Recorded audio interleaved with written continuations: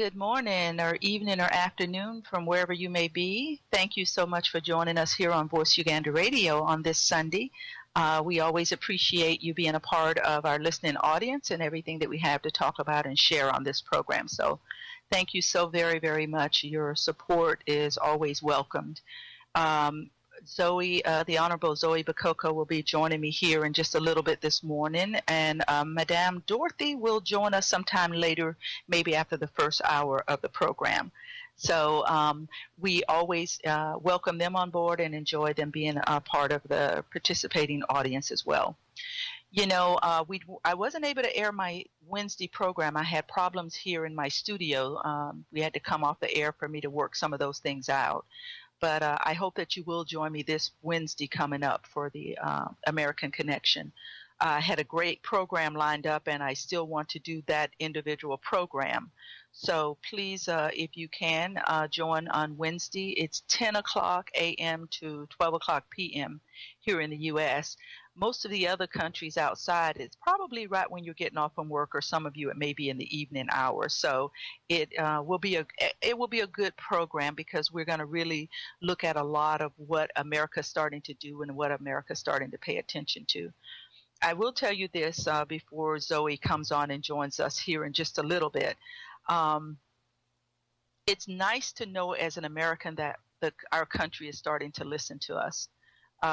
One of the things I want the Ugandans in the diaspora, as well as the Ugandans at home, to understand and know: we fight tirelessly for the Ugandan people. I have been back and forth to Washington, D.C. on many occasions.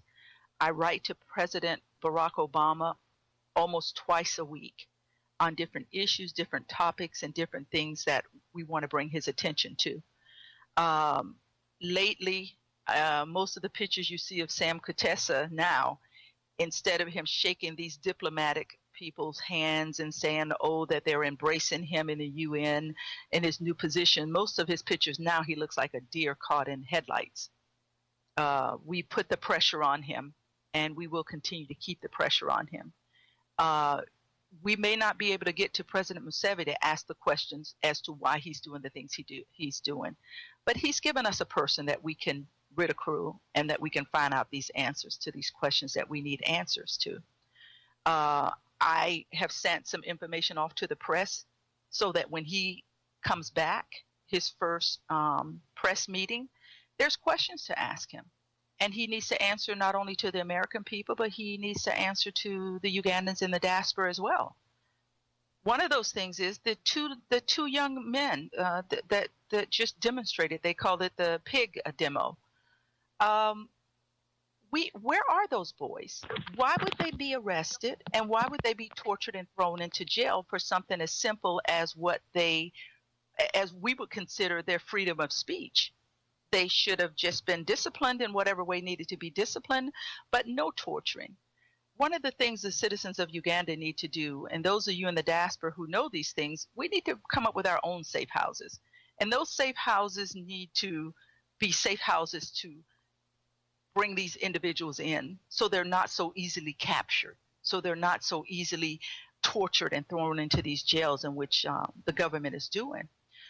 We're going to get on to the topic here of discussion, but I did want to bring that up because I'm going to talk about that a little more in depth a little later on in this program.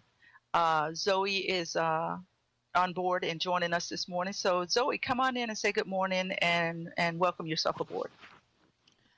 Good morning, Miss Brenda. Good morning, all the listeners. And as I always say, Sunday mornings are very special because we have the opportunity to share with you and learn from you and talk about our country, and a topic which is very important because we need a country which is safe for everybody, for all of us.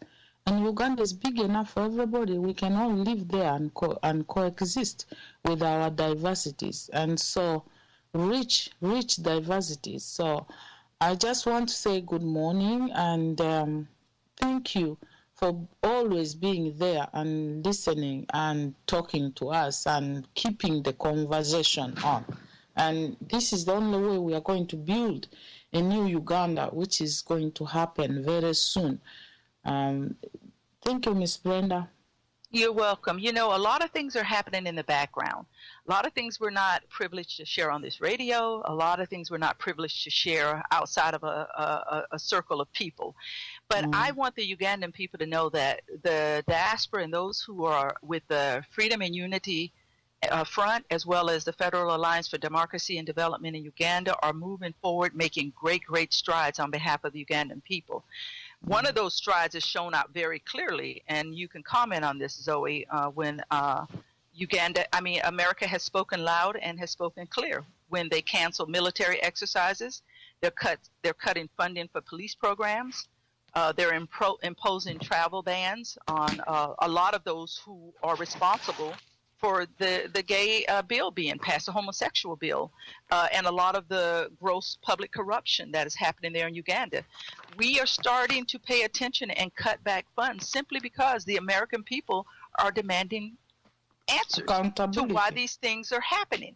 Now, the president in Uganda may not have to be responsible to the information he shares with Ugandans, but in this country, our president has to be very responsible for the answers in which we inquire and we want to know about. Let's talk a little bit. How do you feel? I mean, do you think this is a great move in a good direction as to getting the attention not only of the government, not only of the people working in the government, that United States of America is serious, but for the people, the citizens, the grassroots people of Uganda to understand and know that America is behind them. Their voices may be silent, but we understand what's happening to them, and we're ready to move them forward in whatever way we can from American soil. Comment on that, if you will. Yes, I will, Miss Brenda. Many times when donors cut funds, these issues are trivialized by the government in terms of saying, look, the people in opposition, they don't want you to get the services that you are supposed to get. And they are going to try and trivialize this. The issue here is the American people are giving you money. And if they are giving you money for the police, they are giving you money for the army. And these are the people, instead of spending this money on training, on protecting and upholding the law, they are very busy beating up people and silencing them, torturing them. We need a police which is neutral. We need an army which is neutral. The government of America is spending a lot of money on training these police and army. Instead of protecting you, the Ugandans, these police are very busy, like Mrs. Jacqueline Mbabazi called Kale Kaihura, afande tear gas. All they do is when the citizens try to stand up and voice their concerns, talk about the problems they are having, how they are facing it, and how the poverty is biting, how the youth are not having employment, how there is no health care, how the education system is poor. When people try to voice that and come together and want to discuss it, the police, which the American people are giving money to professionalize, the army, which the American government is giving money to professionalize, are the ones who go and beat you. And so it's just not about one thing, which is gay rights. It's about the corruption. It's about the brutality of the police and the army. It's a human rights. That they are only supporting Museveni and not actually looking out for the Ugandan people. It's an issue of human rights across the board. The fact that the women cannot deliver in the hospitals, women are delivering in kitchens. People are not even able to afford one meal a day. That is unheard of in Uganda, which is an agricultural country. And so the government of the USA is saying, if you don't respect human rights of Ugandans, there's no need for us to give you the money. In any case, these people are just stealing the money and they're stashing it away in their accounts abroad. They were not even using it to train the army. And so it is really right. The American government has a right, because the people here are asking the government for accountability. When they read all these things which are happening in Uganda, they are asking, how do you continue to give money to people who are abusing the rights of others, including the gay people. So Yeah, this and is a very clear issue. It's not about one issue. It's about all the bad things the Museveni government has done, the repression, the corruption. I think yeah. it's very clear. It is very clear, Ms. Well, Brenda. this is the thing here. I understand exactly what you're saying because we understand human rights and human rights issues. On this radio program, all the media that's coming out now, this man may have silenced the voice of the Ugandan people at the grassroots level, but we're speaking loud and clear, and Americans are wanting accountability, and they're starting to ask the questions. When you look at a country, we give Uganda $740 million annually. That's 1.8 trillion shillings. That is a huge part of the budget of what happens in Uganda. And yet you get on these radio programs and you listen to other people talk about the suffering, the corruption, the human rights issues. Now, the U.S. is tired.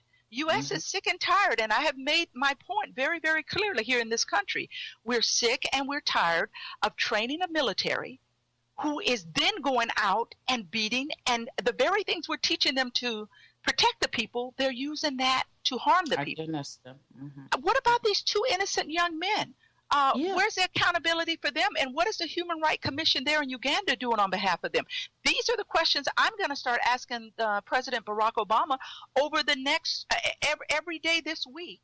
And for the next all of Trust me, Miss Brenda, any government would have known that, while they are talking so big and, always pompous, that two little boys were able to voice their concern, opinion. How? By saying, okay, we'll take these piglets to the parliament, which is the highest organ representing the people, because the parliamentarians are elected by the people. They are the representatives of the people, like the Congress here.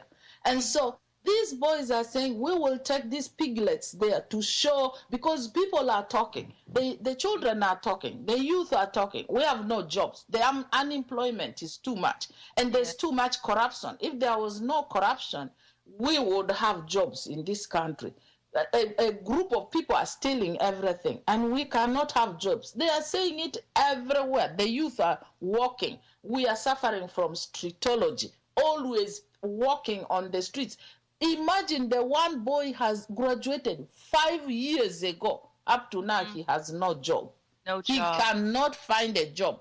And this is the boy you throw in jail because he's telling you that, sir, and members of parliament, I don't have a job. You guys keep on increasing your salaries and you are getting richer and richer and getting political pregnancy. And here I am, look at me, miserable, thin, emaciated.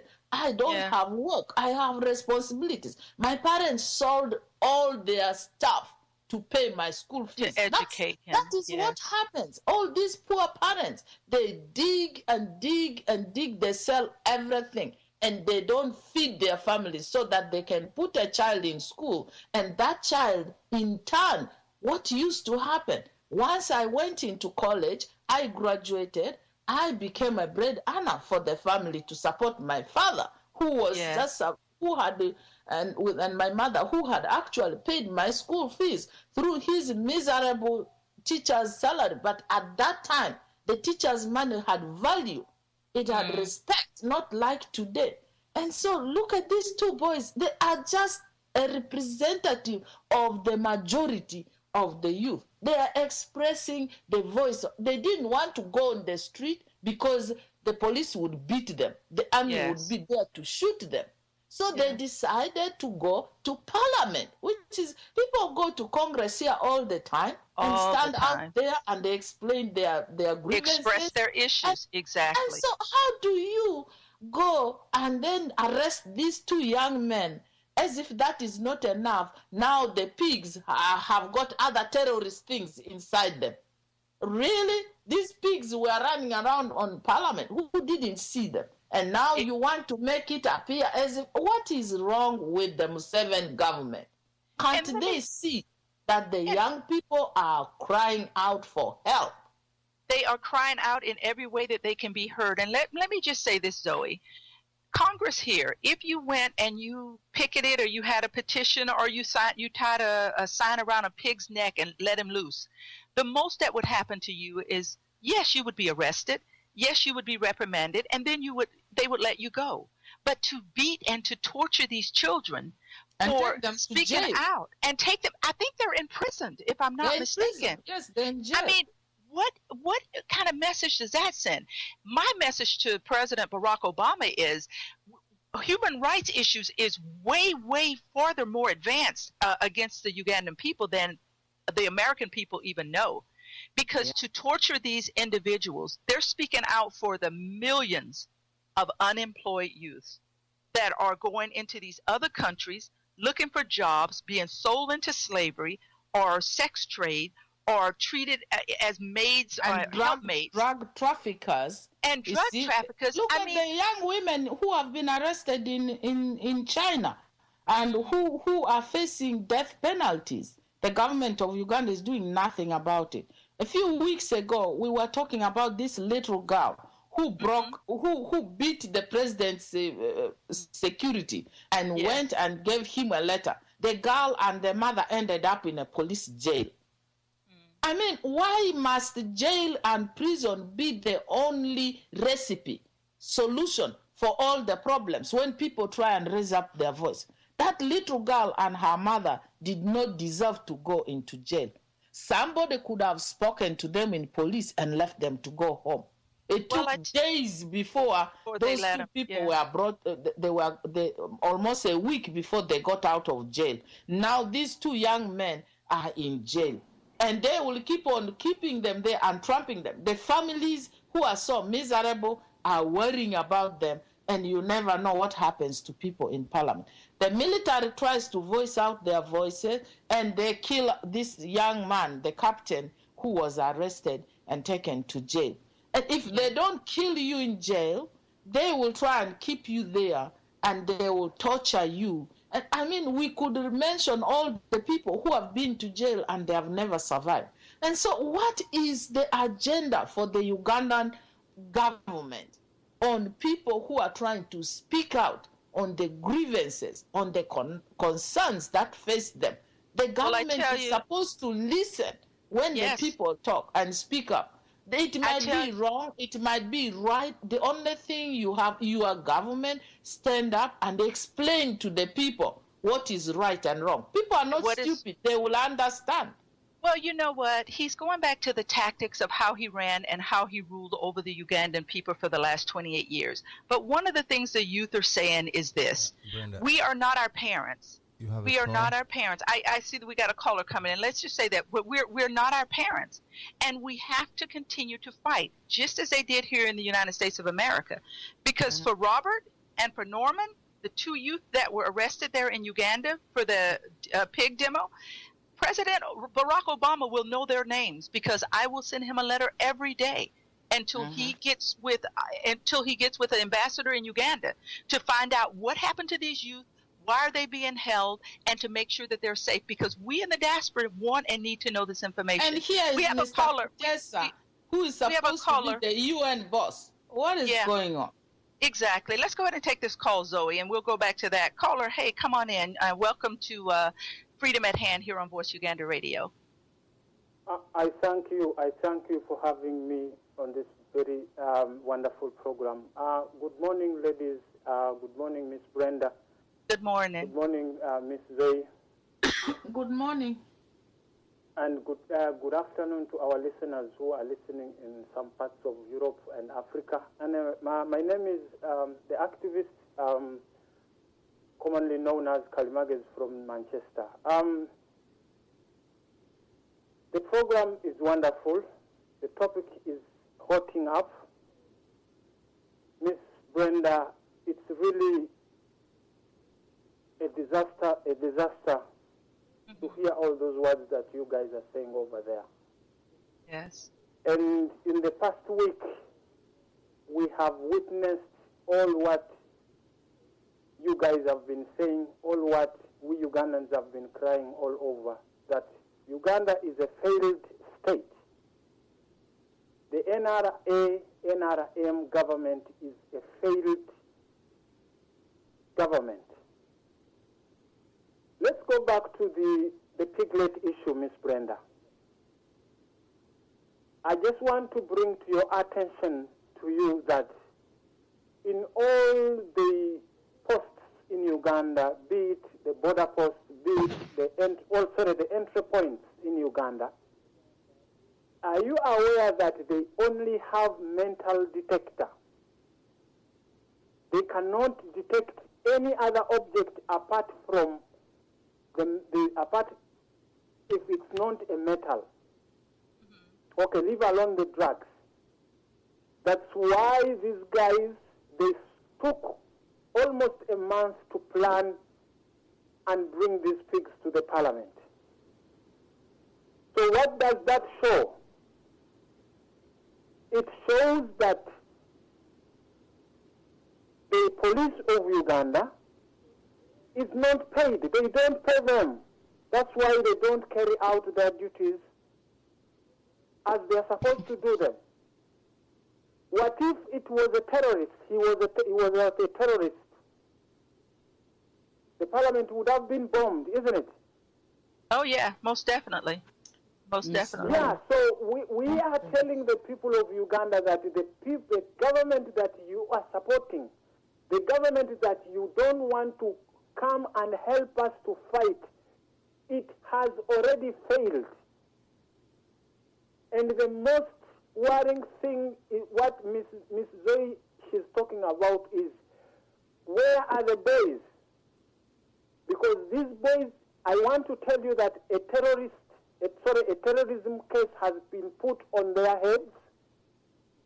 They have been put away from all the detentions that we know, because we have heard from the opposition MPs, they've tried to locate them, they cannot find them. So Miss Brenda and Miss Zoe and all our listeners, all our prayers must go to these boys. Because they tried to show up their grief, but they were showing it in a wrong. And you're exactly right. That's what Zoe was saying. They didn't show it in the wrong way. These kids were doing the right thing, Miss Brenda. These children expressed their concern. They shown it wrong to these people. For them, they think it's wrong. Yeah, I don't think he meant it as the youth. I think he meant it as a government because of the treatment of the boys. Go ahead and comment on that, Zoe. Go ahead and finish up. Yes, Miss Brenda, you know, this is about the young people. It's about Uganda government's repressive and abusive uphandedness in handling people. Mm-hmm. It's not just these two youth. You have seen how they have beat up Lukwago and his supporters in the city. You have seen how they have beat up all the opposition and their supporters all over Uganda, not only in Kampala alone. You have seen how this young girl in Mbarara, a small girl whom everybody could have sympathy for, even if they first of all thought she was a terrorist. There are people who always want to reach out to Museveni because Museveni wants to be the one solving everybody's problem. He doesn't want to delegate. His ministers, his RDCs, his chairman, whether LC5 or 3, all those military people he has deployed, whether in NADS or whether he GISOs, everybody there does not solve. They are all nothing but eyes and ears to lie or to report to him. And then he is the only one who solves the problems. And that is why people have to go to all this length to do this. This was not really there about terrorism. They want to divert the real issue here. The real issue here was young people are speaking out loudly, we have no job. This young man he graduated 5 years ago. He still can't get a job. They now want to divert the issue. And Babazi went into parliament and said they're in control. There's nothing wrong. They don't have any terrorism. Years ago during the Olympics, the football, that was not terrorism. Uganda government is under a lot of intense pressure. They know that everybody is abandoning them, and they will use anything, and always they use the terrorism card to trump and to dangle in front of people who can sympathize with them, particularly the West. Even the government can plan to do something which they will accuse terrorists and other people for. That Uganda government is capable of, Museveni's government is capable of. And so there's nothing. These boys are just being treated as victims, and these policemen who should not. I said yesterday on the program Banga Muje, Museveni opened up this mall called, I think, I forgot the name of the mall, but it was in Kamocha. And Museveni himself said he gave this money, $800 US dollars to Mukwano Enterprise to build, to revamp their business. And we understand that this mall that was opened by Museveni in Kamocha belongs to Museveni himself. Museveni used to go at night and inspect the construction of this mall, and yet he had the nerve to call Ugandan. If you want to call back in, you can. We have quite a few calls coming into the station this morning, and seem like they're kicking some of the calls out. So we are going to try to get to you, but if the caller wants to call back in, he can. You know, this is the thing, Zoe, that we have to. I'm back, Miss Brenda. Oh, you okay? Go ahead. Go ahead and finish. Yes, I'll be quick.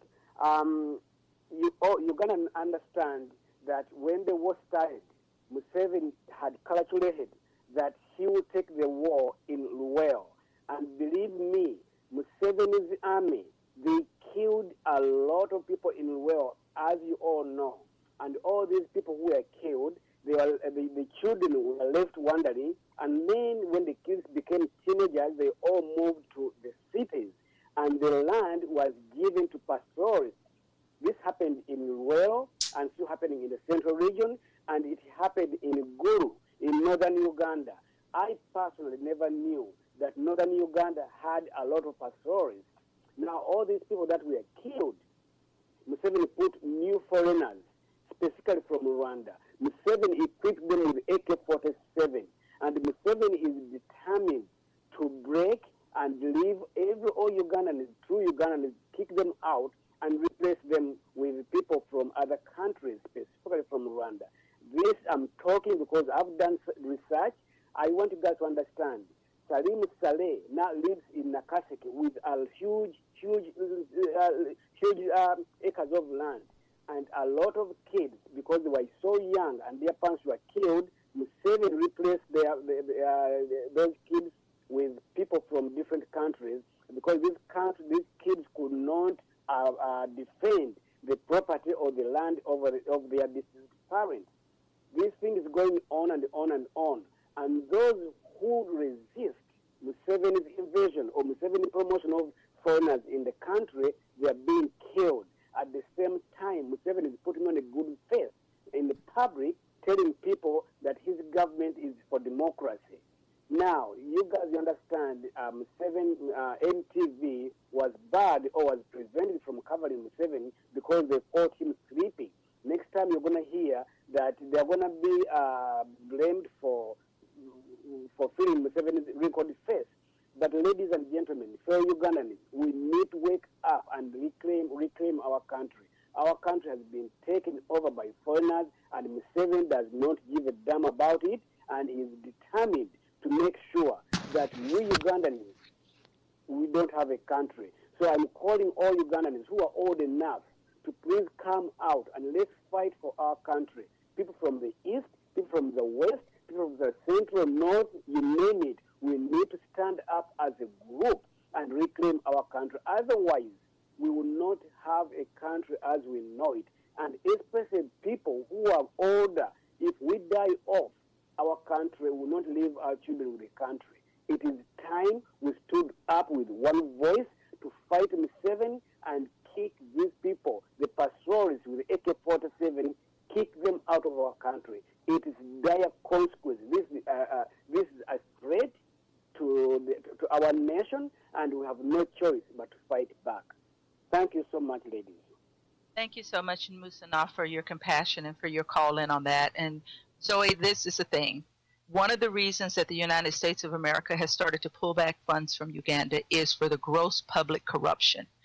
That is what Musana is talking about here. You're talking about a country that no longer belongs to the people whose grandparents and grandparents and grandparents after them worked the land, made the country into what it was prior to Museveni, to be able to leave something for their children. Yet you have innocent children being thrown off properties. Parents are being coming up missing or dead for the rights to these properties. Everything is being taken away. Now we know in the new Uganda that these people will be made whole. But let's go ahead and comment on that, because this is what you would call gross public corruption to the Ugandan people. It is. Actually now, when you say the Constitution says land belongs to people, and Museveni is grabbing that land away from the people, he is actually abrogating the Constitution. He is trying to say, you don't have power, I have the power, I can take away your land, what will you do? You try and raise your finger, I'm going to beat you up, and I'm going to throw you into jail. Shoot you. And I will shoot you and kill you. So what? What can you do to me? That's exactly what he's telling the Ugandan people. Yes. And this, arming pastoralists. This Museveni, he just said that, if my country was like South Sudan or Sudan, I would hang myself. Hang yourself now. Don't be talking like people who are hanging themselves with a dry banana leaf on Ugandan a tree. People a favor. Yes, he is a liar, because look at what he has done. He's arming all those people, like in Sudan. When we were in exile in Sudan, that's exactly what was happening. The Dinkas who were roaming around with their cows had all these guns tied on the bellies of their cows. That's what Museveni is doing, arming people, going into the communities. So the day anything is going to happen to him, all those people with the guns are going to be shooting people in the villages. Can you imagine the kind of genocide and what can happen? That's what they planned. They did in Rwanda. So Museveni is doing things systematically. He is not going to scare people away. Gaddafi did arm all the people in Libya. Where is he today? Mm-hmm. So I think people in Uganda must be cautious and conscious of what is happening in their environment. And secondly, NTV kicked out or banned because they filmed Museveni. Hello? Yes, go ahead. We hear you. Yeah, NTV why are they being punished? Museveni is always sleeping. He doesn't care, because he knows what he wants to tell the people. He doesn't have to be awake to listen to anybody, because he doesn't want to listen to anybody. He only listens to himself. That's why all these meetings, whether it is in New York, whether it is in the African Union, whether it is in East African community, whether it is within Uganda, he's always snoring and sleeping. Well, let me say this. Because he doesn't care. Yeah, let me say this to the man who loves to listen to himself talk and has no respect for what anyone else has to say. We have recognized that here in the United States. And when you have a $1.8 trillion taken out of your budget, and all of your people can say is, we'll just have to rework our budget, that's a huge loss. And it's not a loss for the Ugandan people. So I don't even feel bad today, because it is not a loss for the Ugandan people. It's a loss for corruption, and it's a loss for the government. Because when you say the only way I can keep control of these people is to torture them, throw them in jail, shoot them, then you've got it's time to replace a president, that this is the way that he thinks in terms of keeping control of the country. Yeah, he has. They kicked him in the curb, because that is the money which Kale Kaihura afande tear gas and his military policemen who have been beating people on the streets. That's the money they have been using. And so if the government of the U.S. and the people, the taxpayers of the U.S. say, no, we demand accountability, we want to see human rights implemented, so take away our money. And then Kutesa, who is supposed to be the UN president, says, That is very unfortunate. Oh, can you believe he said that? I couldn't even believe it. Yes. This is very unfortunate, but we will have to prioritize, and then he goes ahead. My priority is the women. What are you going to do for the women in the UN? You are going to be chairing meetings of presidents. Well, so how are you going to help the women when you are just a chair? Your role is a chair. How are you going to help the women? My other priority is youth. These people have their mouths full of words. Yes, and let me tell you this, because you're absolutely right. He's got a firing committee waiting on him when he comes back, because the press is eating him alive here in the United States. They're eating him alive because we're demanding questions to why these things are happening. Let me just say this, Zoe. In the United States of America, during the Civil Rights Movement, which we are celebrating our 50th year anniversary of, we fought hard for justice, for human rights issues, for equality for the American people.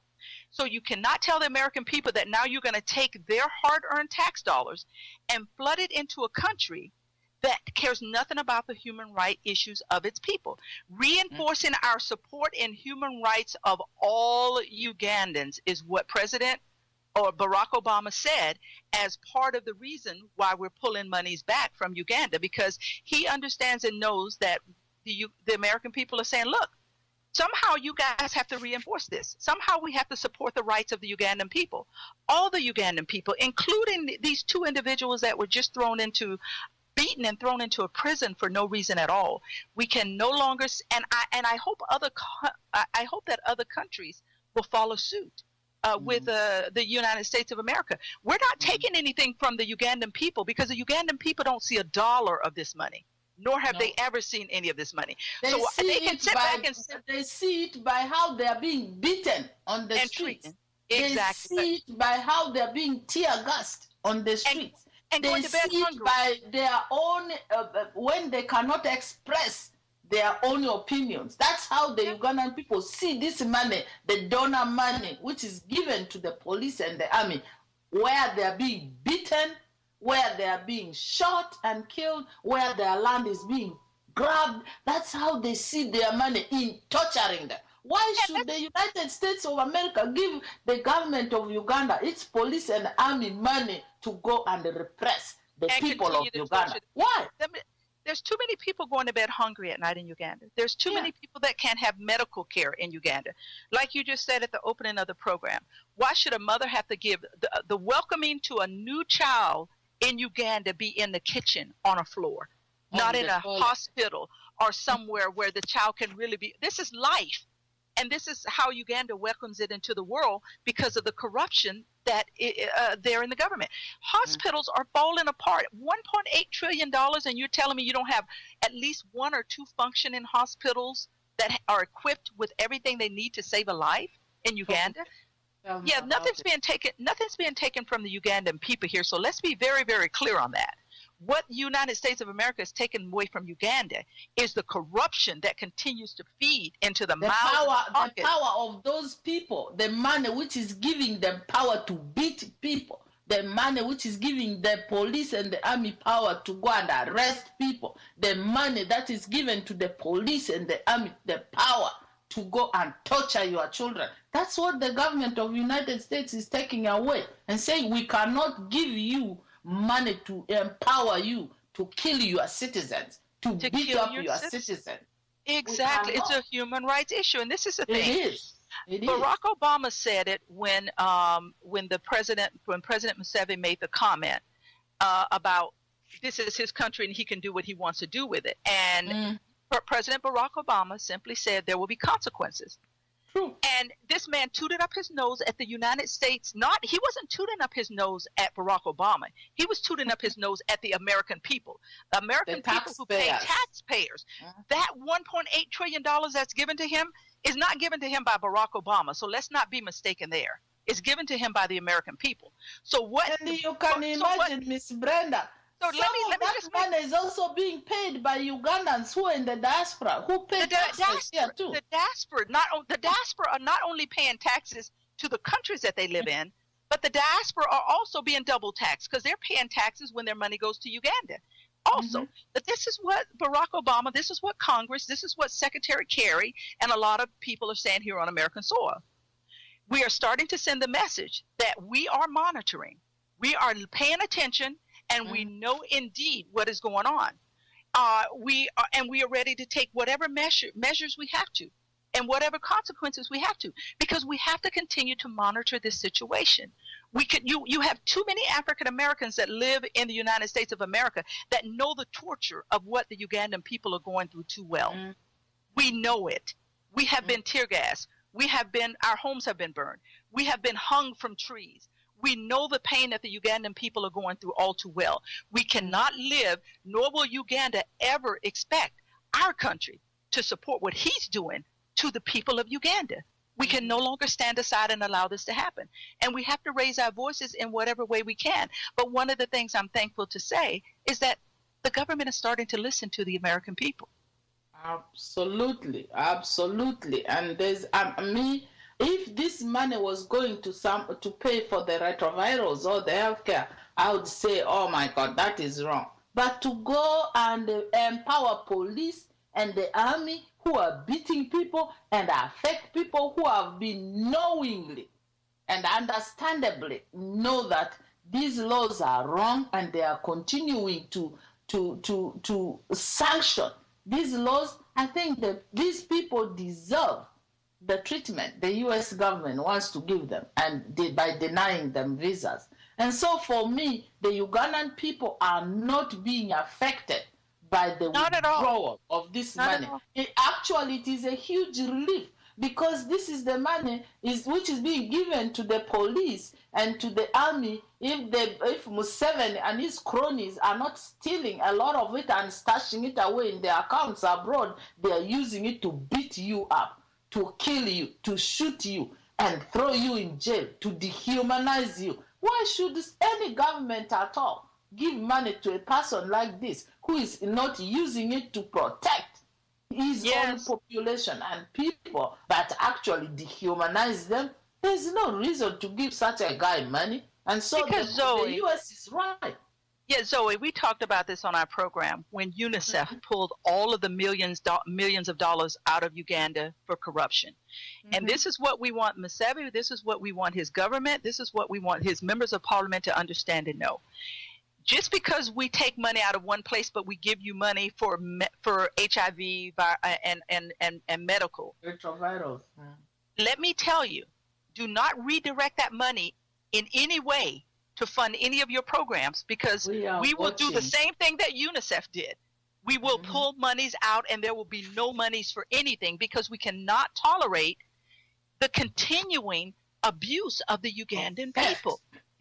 And of theft, of corruption. Now, answer this for me, Zoe, if you would, because you know one of the things that have been imposed is the travel ban on those who are responsible for this law and those who are responsible for corruption and human rights interests. One of the things that one of the leaders there in Uganda came back to say is this: we are like scarecrows. We don't have to be in America to handle our business. We can handle our business from here on the soil that we're on.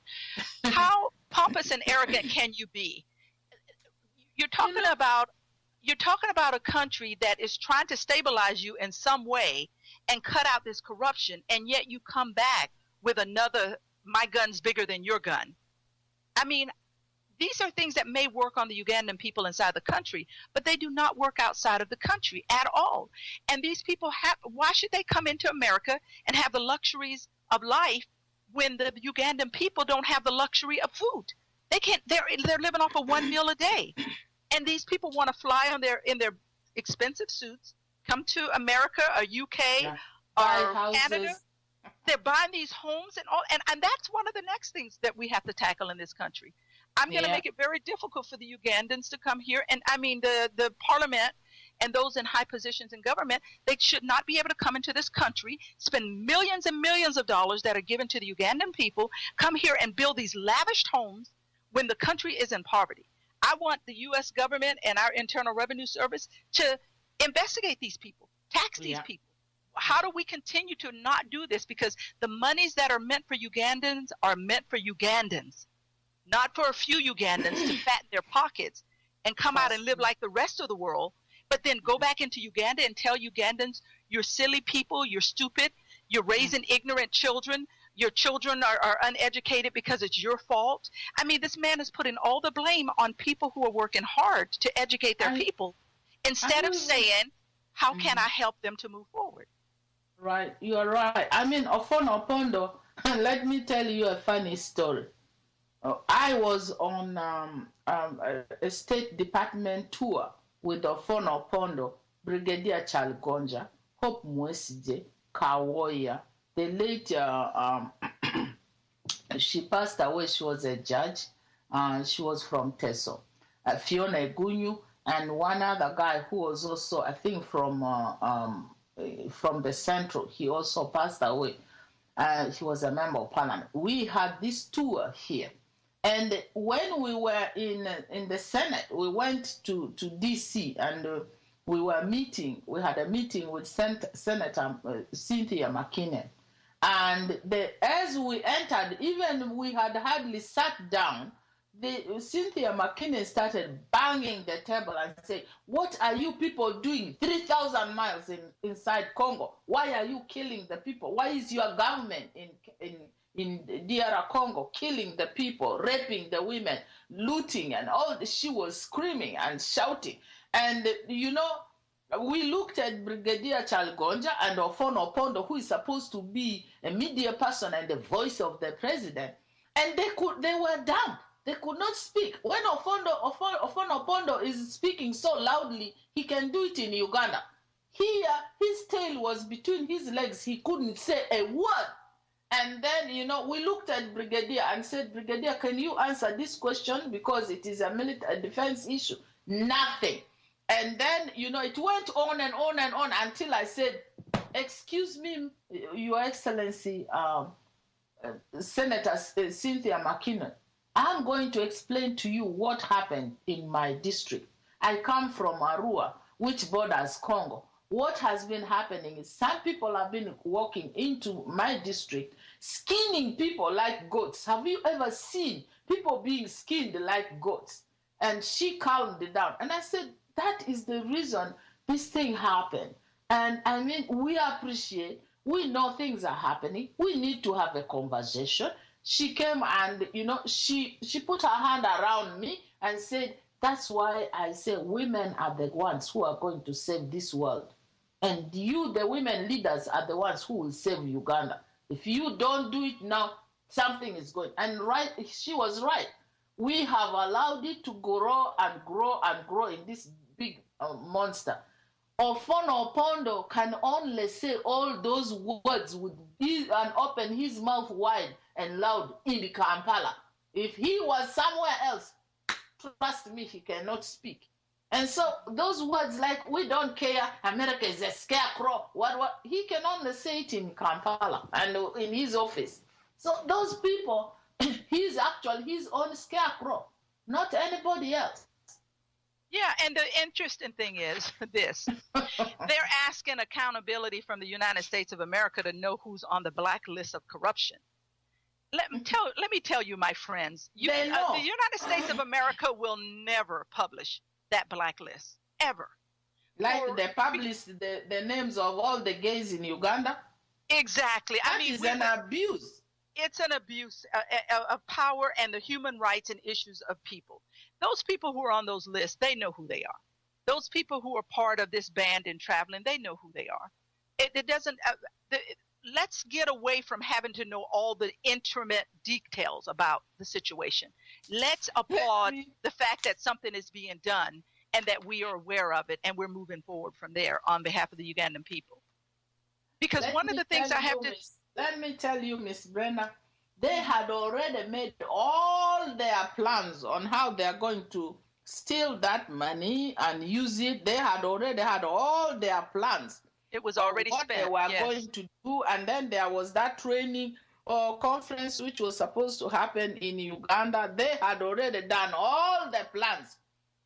It hit them like a thunderbolt. That is why, you know, they're just like, oh, because they can't believe. And so when Ofono Opondo is going Oh, they're scarecrows. Oh, we don't care. They are caring. It is hurting deep, deep, deep because their lifeline of stealing and theft has been cut off.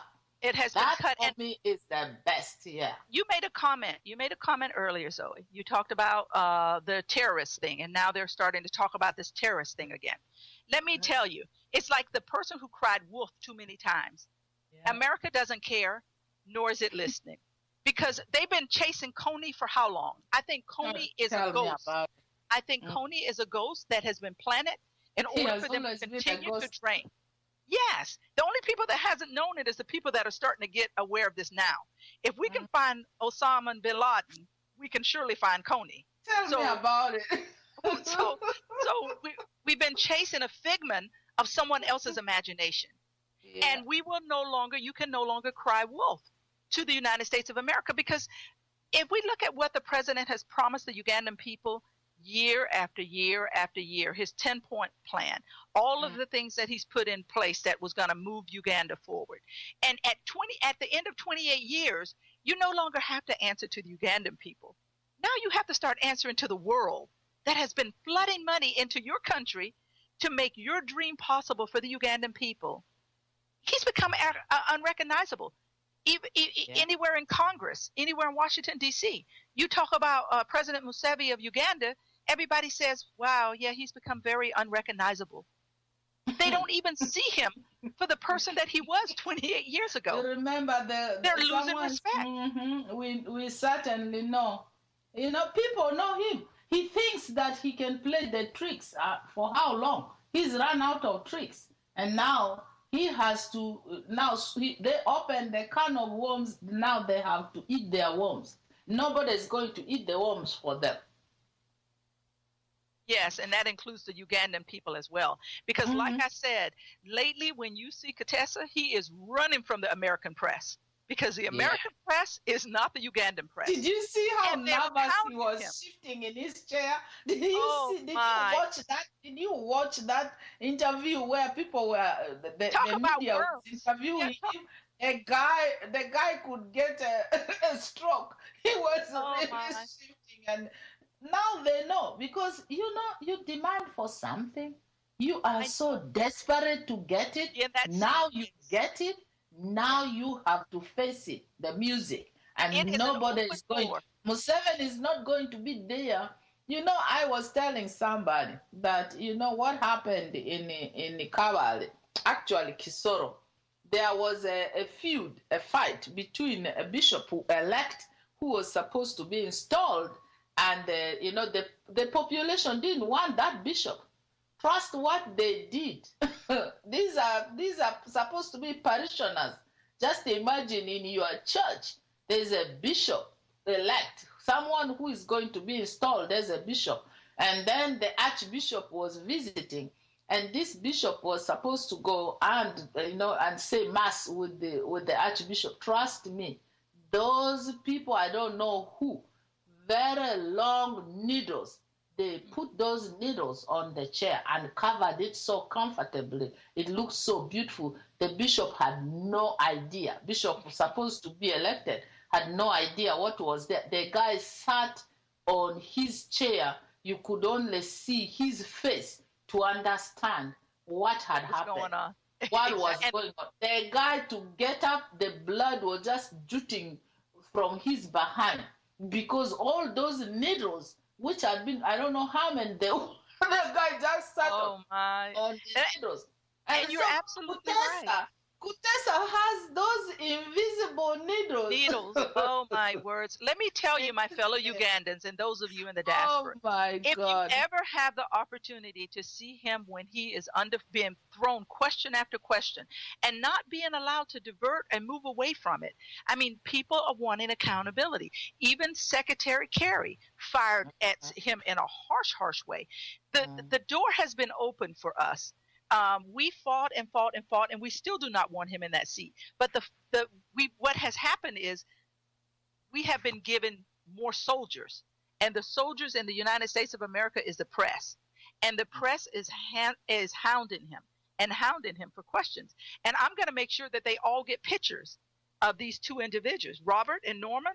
I'm going to make sure that they get pictures of these two individuals to ask him what happened to these individuals, why is it being happen, and why is it happening? Because we can no longer let him sit in that seat in silence. Your president, Museveni, wanted you in that chair. You will find photos of the kids with the piglets waiting for him. People picketing with that, and let him explain why those two children were put in jail instead of him. He's now the head. They're supposed to be the president. They were so proud. He's the president of the United Nations General Assembly. And he should have been the first person to say, don't arrest these children. Exactly. And you see, even now that he has been elected and they are so happy he's elected, he can't say a word. That's how dumb, that's how powerless Kutesa is. His mission is not the people of Uganda. The people were crying out, he is there because of Uganda, because of us, you people. But now, even now, not even a week after he's elected, children take two piglets to parliament and they are arrested. Kutesa has said nothing. And this is the thing. We're gonna for you. And how do you expect him to change anything in Uganda if he cannot even speak out on this issue of these two young kids? And this is where we have to come in and make him responsible for the Ugandan people. He may not be responsible for the Ugandan people when it comes to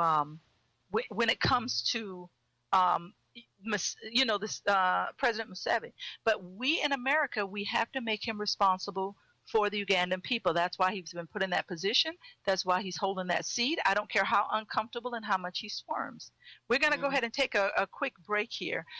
We are down to the first hour of the program.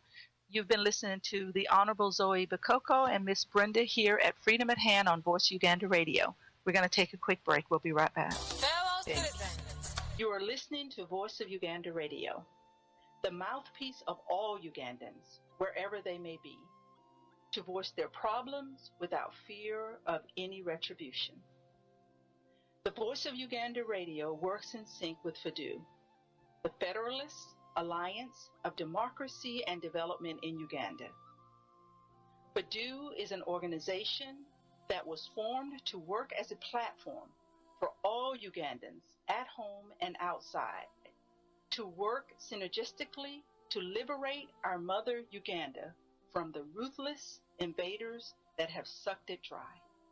Therefore, FADU invites all able Ugandans to act now and save the Ugandan humanity that is being slaughtered, destroyed, and robbed by a few people unworthy to call themselves Ugandans. Many people are crying for action in Uganda as they languish in misery. FADU echoes their cries by making the loudest alarm to everyone to join FADU, not tomorrow or the next day, but today. The number to join is 408-904-7038. The email is info@fadu.org. We call upon people from the north and south, from the east and west, and yes, from the central province of Uganda to be loyal to one another. We must preserve our loyalty to human dignity. We call upon people once again not to wait until it is too late to begin thinking about a free Uganda. We call for a new attitude. Arise, fellow citizens, arise. Let us fight for a free Uganda. Museveni must.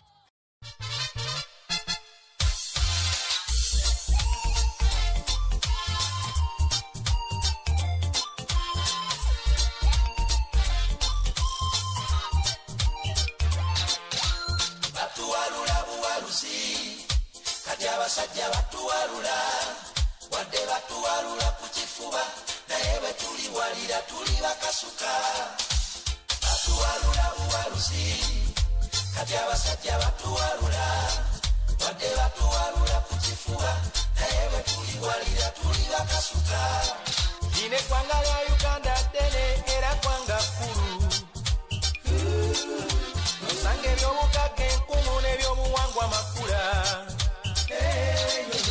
okwokwessa n'empisa ennungi n'obuntu bulamu n'okwaniriza abafudde ebule n'ebweya musanga ne kabaka wange nze kabaka wa Buganda ye Ssaabasajja ali omu yekka teri mulala.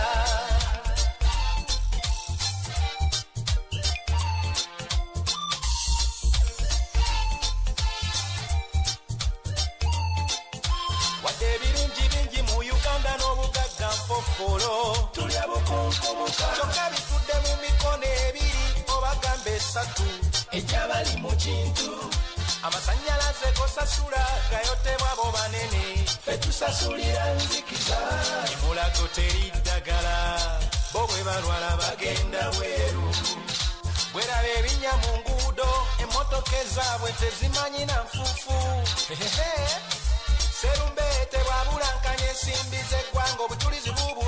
Hello, and thank you so much for coming back with us here on Voice of Uganda Radio. We are past our first hour of the program, and we thank you so much for being a part and participating. If you want to call in, please feel free to do so. We had a moment there where we had quite a few calls, and they were knocking each other out, so we weren't able to pick them up. So if you want to try back in a little bit, please try to call back in and be a part of the program. You know, we were talking before we went on break about Sam Kutesa, and I said this simply. The man is like a deer caught in headlights. Anytime you see him, they haven't been able to get a good picture of him yet because he's having to answer for so much of what's going on and so much of what is happening there with the Ugandan people.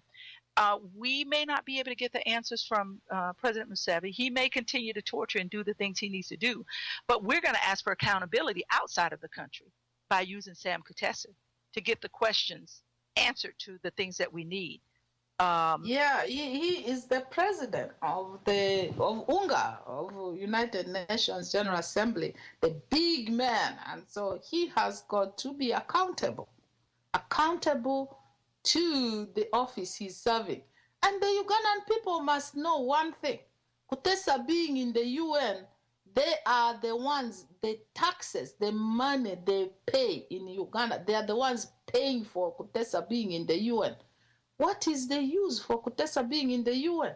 If he's not helping the people. It's not helping them, and it's taking the little monies they have in Uganda for their health care, for their education, for their, all this, for getting jobs for the young people, like those two boys who were thrown in jail, the ones who brought the piglets. It's taking away money from those programs, dire programs, to putting Kutesa in comfort, in air-conditioned hotels where they are probably going to be paying $1,000 per night for him here.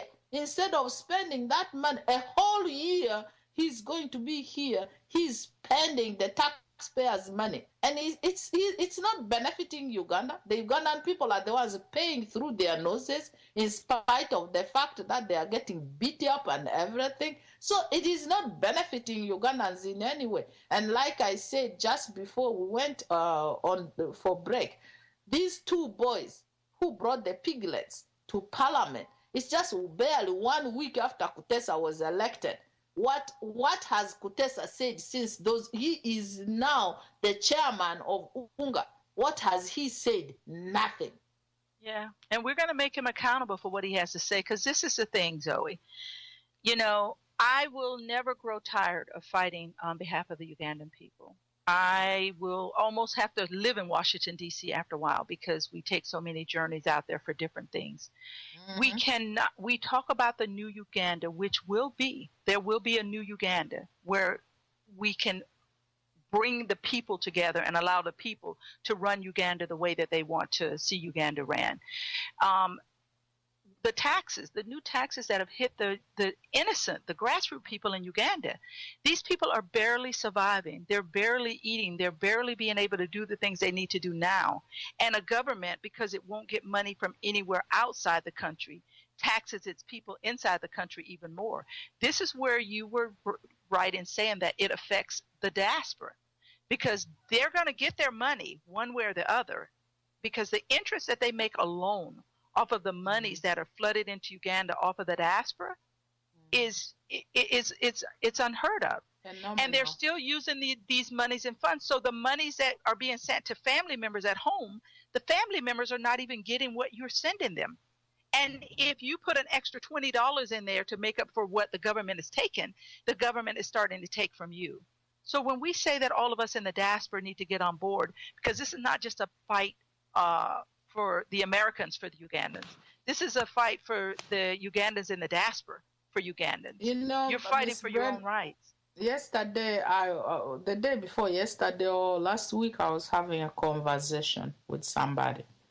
And this person was saying, oh, I've heard you speaking on radio with Miss Brenda and Miss Dorothy. And I believe in what you people are saying and doing. I only worry because the government of Uganda has a lot of international people who they send out to, they are very lethal. They listen, they spy on you, they can even kill you. I told this person last week, I said, look here, Museveni can send you to kill me, and he will send somebody to kill you. He will send someone to kill the one who killed you. He will send somebody to kill the one who killed that one. And so if they can kill Mayombo, who are you? So for me, this is not about, it's not about me. It's about Uganda. It's about our country. It's about our grandchildren. It's about our children. How can we work together to bring a new Uganda? Because we are aware, we know. We are speaking, we know that they have all these, like you remember in D.C., we have that statement, the Judases. Yeah, the Judases are there, but you have to work. We cannot just fold our arms and say no, because we would be playing right into Museveni's hand.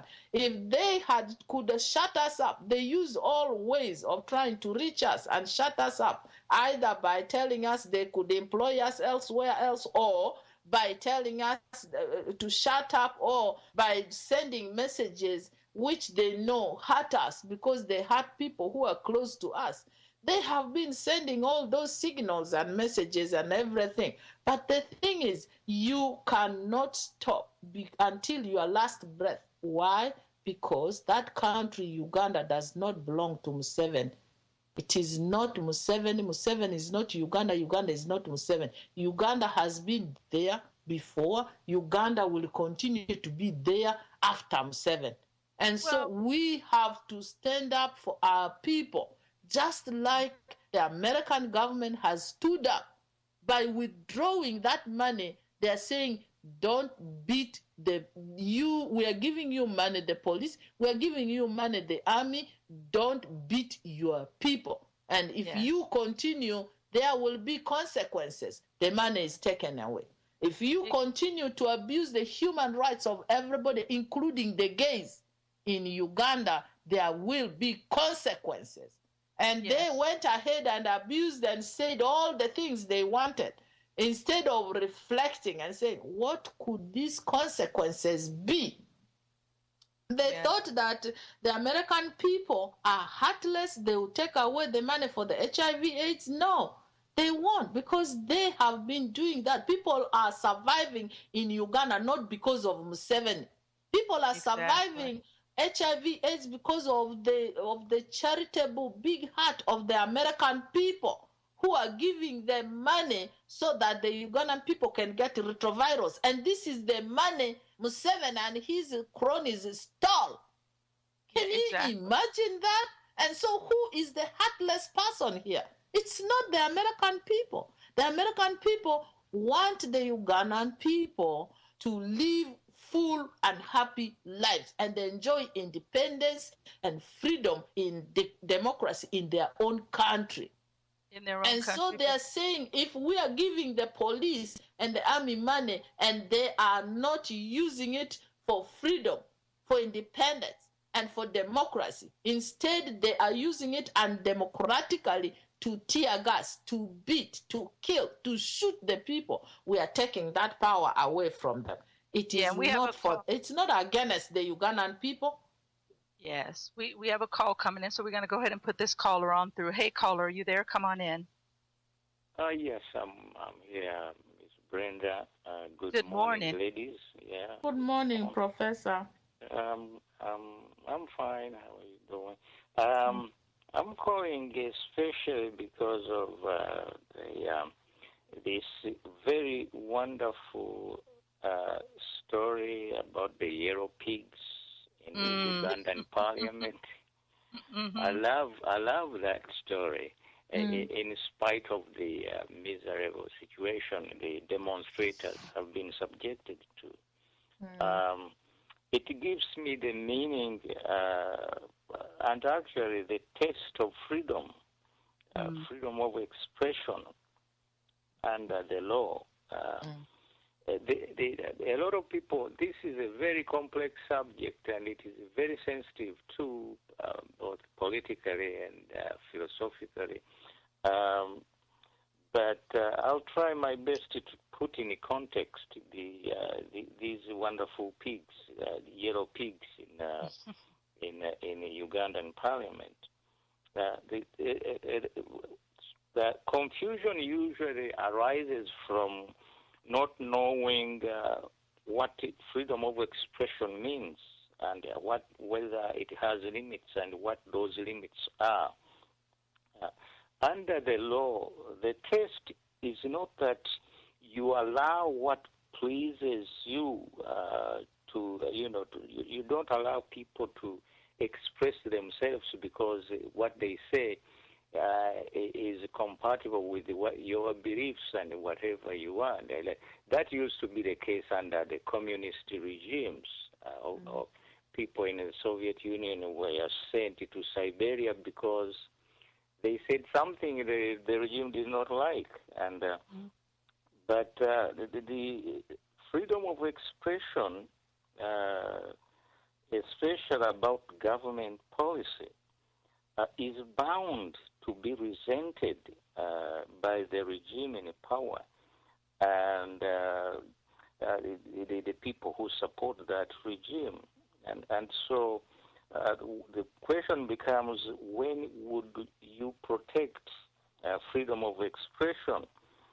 The earliest tests for protecting freedom of expression came from John Stuart Mill, who said that anybody is free to express themselves as long as that expression is not harmful. Unless you can prove that it is harmful to somebody, people are free to express themselves. That's, of course, from the broad philosophical point of view. But under the common law, the courts have made it clear, very clear. And I'll give you examples from United Kingdom and United States. In United Kingdom, for example, they have this tradition of the public throwing rotten eggs to politicians.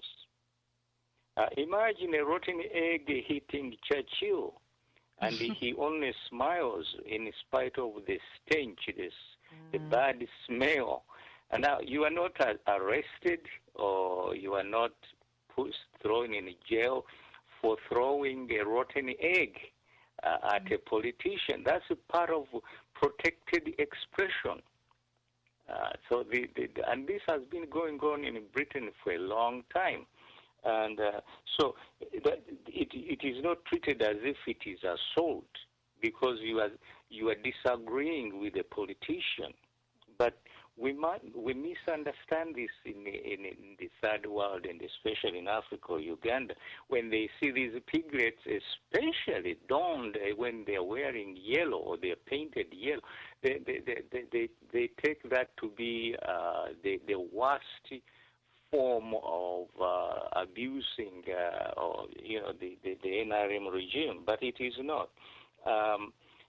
In Britain, for example, a demonstration is allowed even if there is a high probability that the violence will result from demonstration, because protection, the expression of the people is protected. In the U.S., and it has even two examples which are very extreme, but it's still protected. The Nazis can wear their uniforms and march in streets through Jewish communities. And this has happened before, and it has been allowed. The court has allowed them to do that. And that is very offensive to the Jews. Similarly, the black people, the KKK, although they don't want even to show their faces, and sometimes some of them carry arms, guns.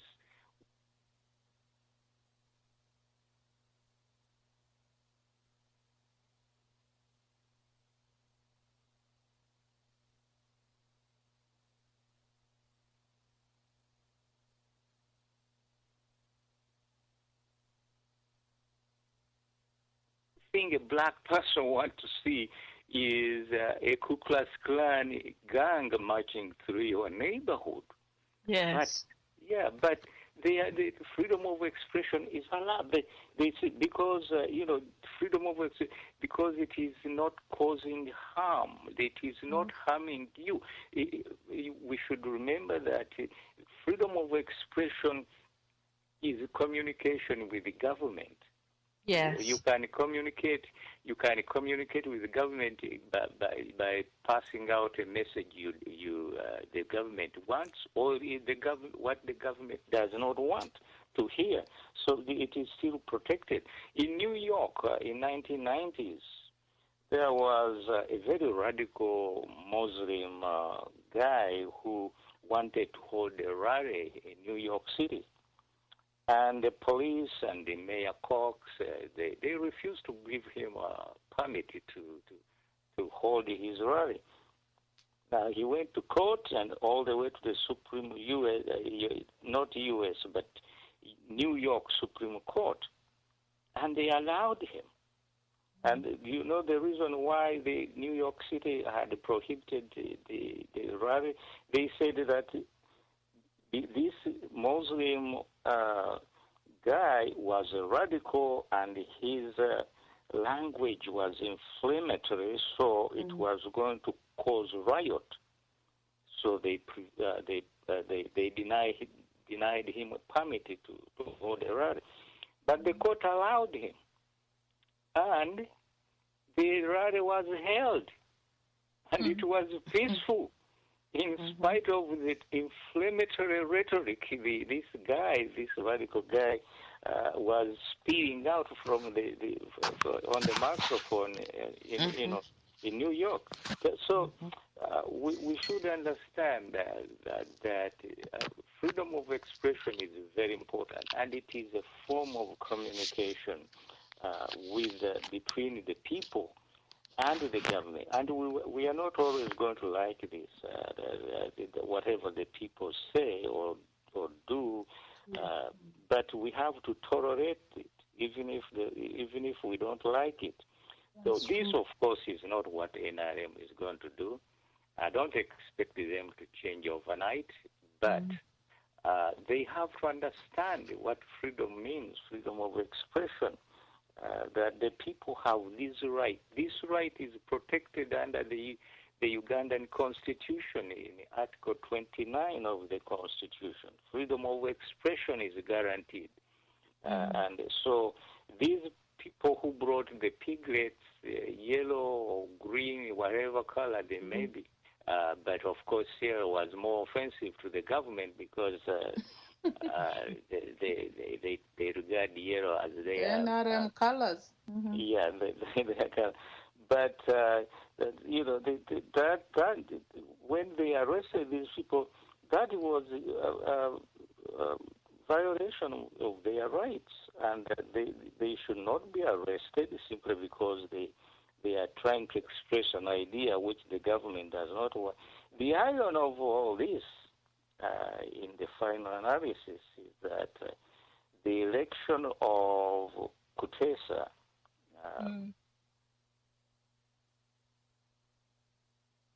would result in some kind of tolerance of What's going that on? way. Yes. So, but unfortunately, they are going to learn the hard way that if you arrest demonstrators, there is a price to pay, because when Kutesa comes in September, I'm sure the microphones will be waiting for him, as you have already pointed out. Yes, yes. He's going to be held accountable. So the irony here is that while Kutesa victory was viewed as a great political victory by NRM, it comes with a burden, a very big burden. That they have to account. They no longer can say, well, we don't know what's going on. Kutesa has to be accountable. He has to tell people why these boys were arrested. And why were they tortured? That's the law. Uganda is a signatory to the Convention Human Against Rights. Torture, and the law has been enacted in Uganda. You can't against both the convention and the Ugandan law. So now, in conclusion, also let me say something that seems to be unconnected, but actually it is. The budget, the Ugandan budget. The Ugandan budget, when you look at it, when you read it, it shows that Uganda is an economically very sick country. And I know that the rhetoric by Museveni has been that the investors are coming, the investors are coming. Well, you know what? You cannot. The investors cannot invest in a country where you arrest people who bring piglets in a parliament and torture them.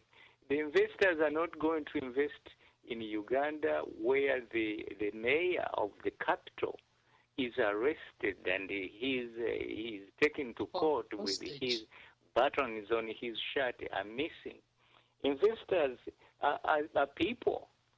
If there is no security, if there is no freedom, if the gay people are taunted and harassed and not allowed to be free, you are not going to see a rich millionaire in New York invest $10 million in Uganda. So so there is a connection. Political stability is important. Freedom of expression is important. If they are missing, the investors are not going to come. And the Ugandan economy is really sick and getting worse. And I've read the budget. When you compare it to the Kenyan budget, Uganda is in real trouble. And now that they are arresting these boys who are exercising their rights, the situation will get worse. Thank you. You are welcome, Kutesa. Come over to the New York. And we are ready to embrace you as long as you answer our questions. Thank you so much. Thank you very much. Thank you so much, Professor. And he's absolutely right. We welcome you to America, Mr. Kutesa. No question about it. Zoe, I'm going to let you go ahead and comment on that. Let me just say one thing before you come in to comment on that. And this is it. He's absolutely right in a lot of the things he had to say and share. We got to get back to taking care of the Ugandan people. And that's what this is all about. And these kids have rights. They have the right to discriminate. I mean, to view their opinion however they do it. In every country throughout the world, people express themselves in different ways. That is all that these individuals did. And we will ask Sam Kutesa to tell us why they had to be treated in such a harsh way. But before I go to you, I do want to say this also. in a free Uganda, in the new Uganda, because the new Uganda is coming. Trust me, my fellow Ugandans, the new Uganda is coming.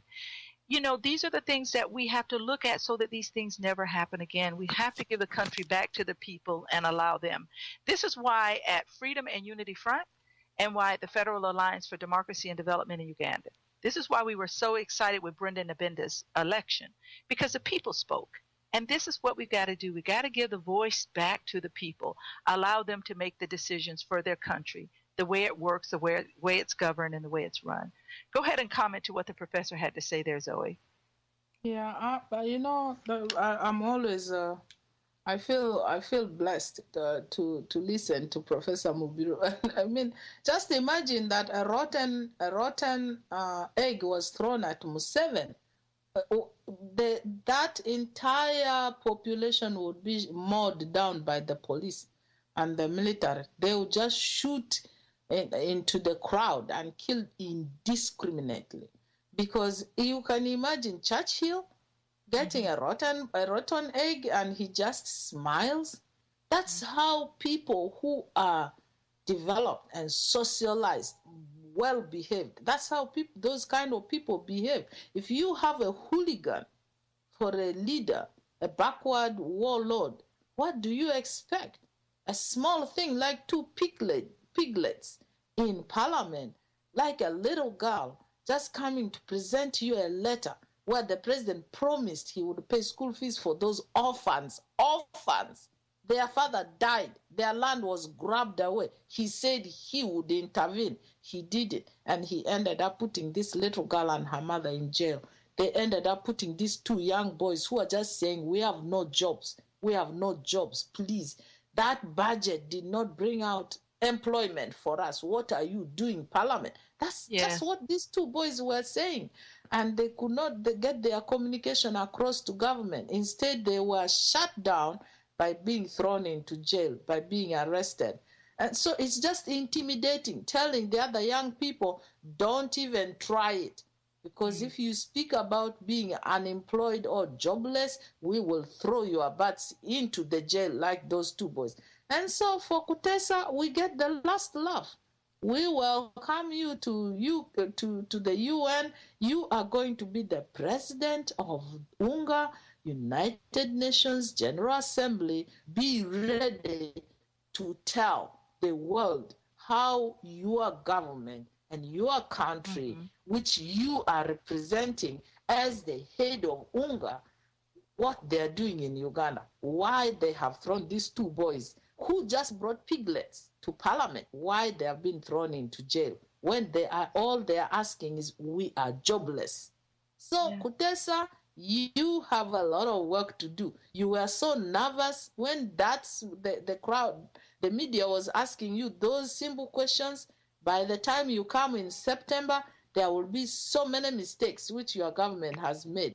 And so be ready to explain them. It's you who is going to sweat. I'm going to buy a dozen handkerchiefs. I'm not going to buy tissue. I'm going to buy a dozen handkerchiefs, and they will be waiting for you. When you are sweating, answering those questions, I'm going to pass them on to you.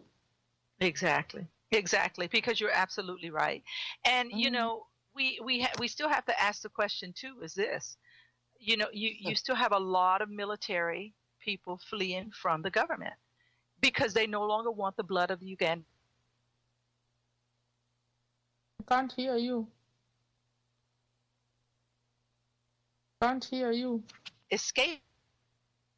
I can't hear you. In.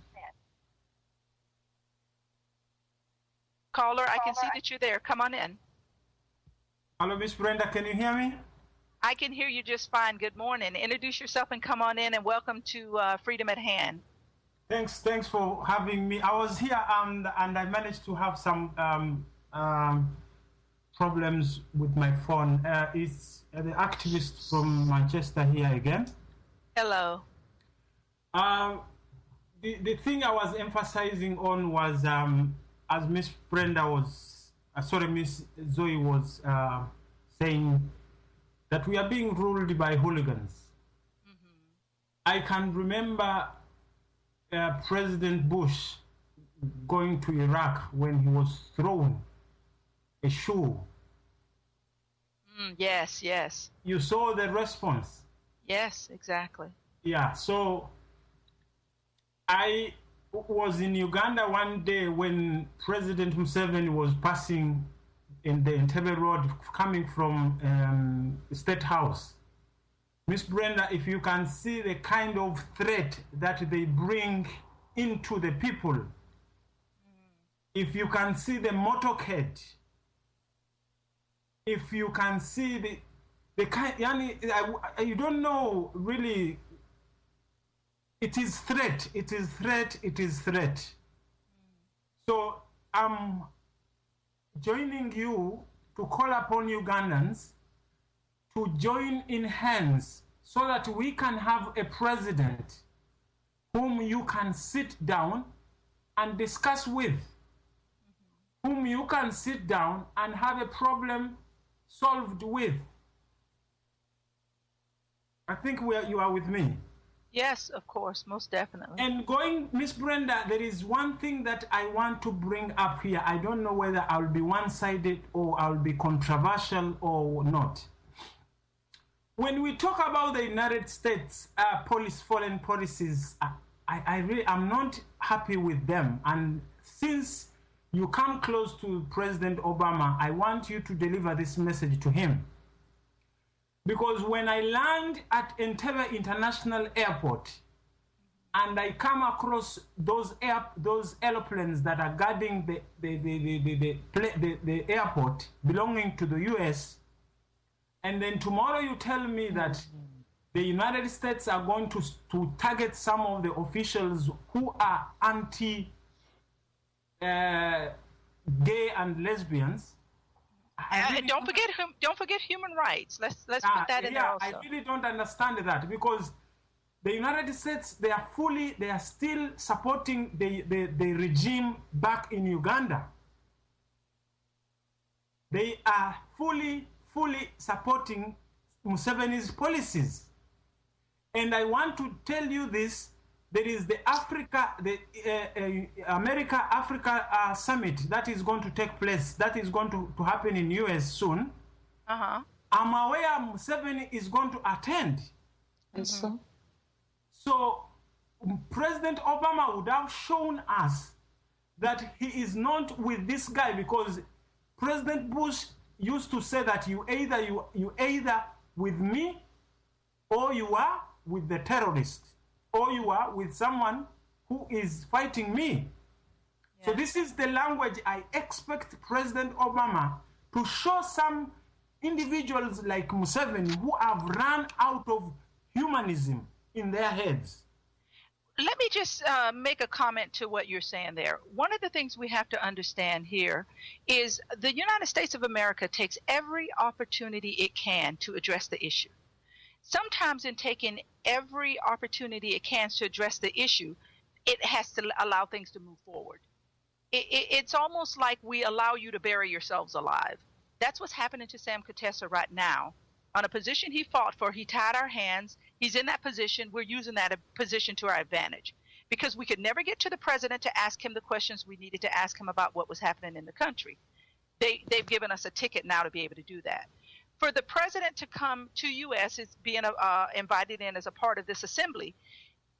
Trust me, the Honorable Zoe Bakoko said it very well. He will be sitting on his chair like there's pins and needles in it. These are not comfortable positions for them. They're still trying to hold up a front for the Ugandan people to say that they're important, or we look at what U.S. is doing, or we're still invited to these things, or we can still move around. We are in no way making these positions comfortable for them. So let's make that very, very clear. Miss Brenda. Miss Brenda. Let Zoe go ahead and comment, and we'll come right back to you. Go ahead, Zoe. Miss Brenda, if Museveni is stopped from coming to this meeting, we are playing right into the hands of undemocratic people.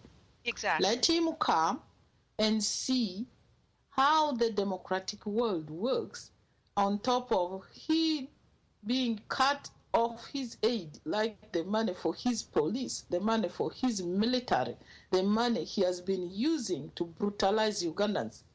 Let him come when he knows he passed this law against gays. Let him know when he has been demonizing, dehumanizing, torturing, shooting his own people. Let him come.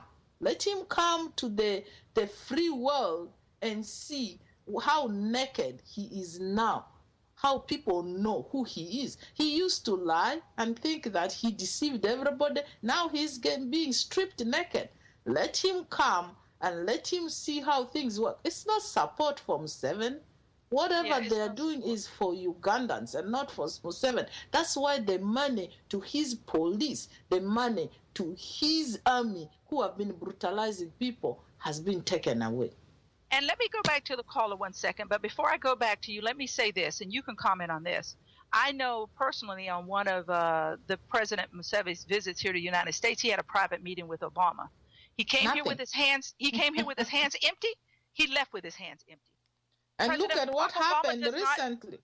Exactly. He does not joke around when it comes to human rights on behalf of Uganda. So please don't think that we're being passive and pacifying these individuals that are coming in. Look at what happened too in London. You are there in Manchester. Museveni came to London for a whole week thinking that he was going to have a meeting with Cameroon, thinking he was going to have a meeting with the foreign affairs minister. He did not. They left him. He's a member of Commonwealth. They left him in the Commonwealth. He sat there and dilly-dallied, pretending to meet people and what have you. He went back frustrated.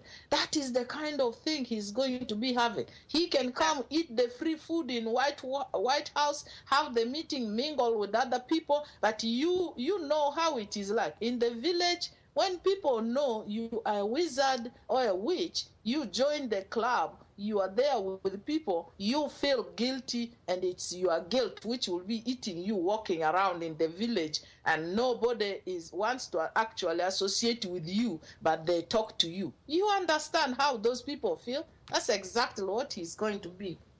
Exactly. Go ahead now and finish up with your comment there that you wanted to make. Miss Brenda and Miss Zoya and the listeners, you know we learn by examples, isn't it? Yes. The United States did this with the Iranians. One of the Iranian officials was refused permission to come to the U.S. That was the official who was representing a country. So if it can be done to the Iran, who are brutalizing their people, it is the very same thing that I expect the government of the United States to do. When Museveni went to the EU with his fellow friend Kagame, the Belgium officials told him that, listen, we can't guarantee security for you. We cannot, because he thought that his special forces will come in Belgium and start doing the duties of the Belgium security forces. The Belgium told him to hell, and he was in the hotel. He didn't do anything. Yeah, so that's the thing. I'm learning with people to. This guy is an evil, is a person, because Miss Zoe, you've been in the cabinet. You have seen things that have been done, that he has done, that he's continuing done. Or how on the world he can call Ugandans stupid? Exactly. How hold on. He can call Ugandans lazy? Exactly. Hold on 1 second, because we got a couple of other calls coming in, because you're making a very good point on the lazy part. I know Dorothy's joining us, and Dorothy, before I bring you in, let's go ahead and take this other caller that just came back in again. Go ahead, caller, with your comment for the activists. Good morning. This is from California. Good morning. How are you? Good. How are you? I was trying to respond to the gentleman from Manchester. The activist. He's still online. Go ahead. Okay. Yeah, I think we should not blame the foreign government for failing to help us in this very difficult political period of time.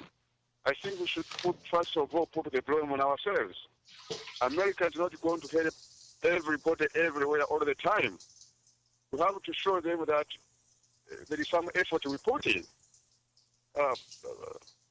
America is not going to come out and say, hey, I'm just going to dig out your dictator. We have to dig the dictator out ourselves.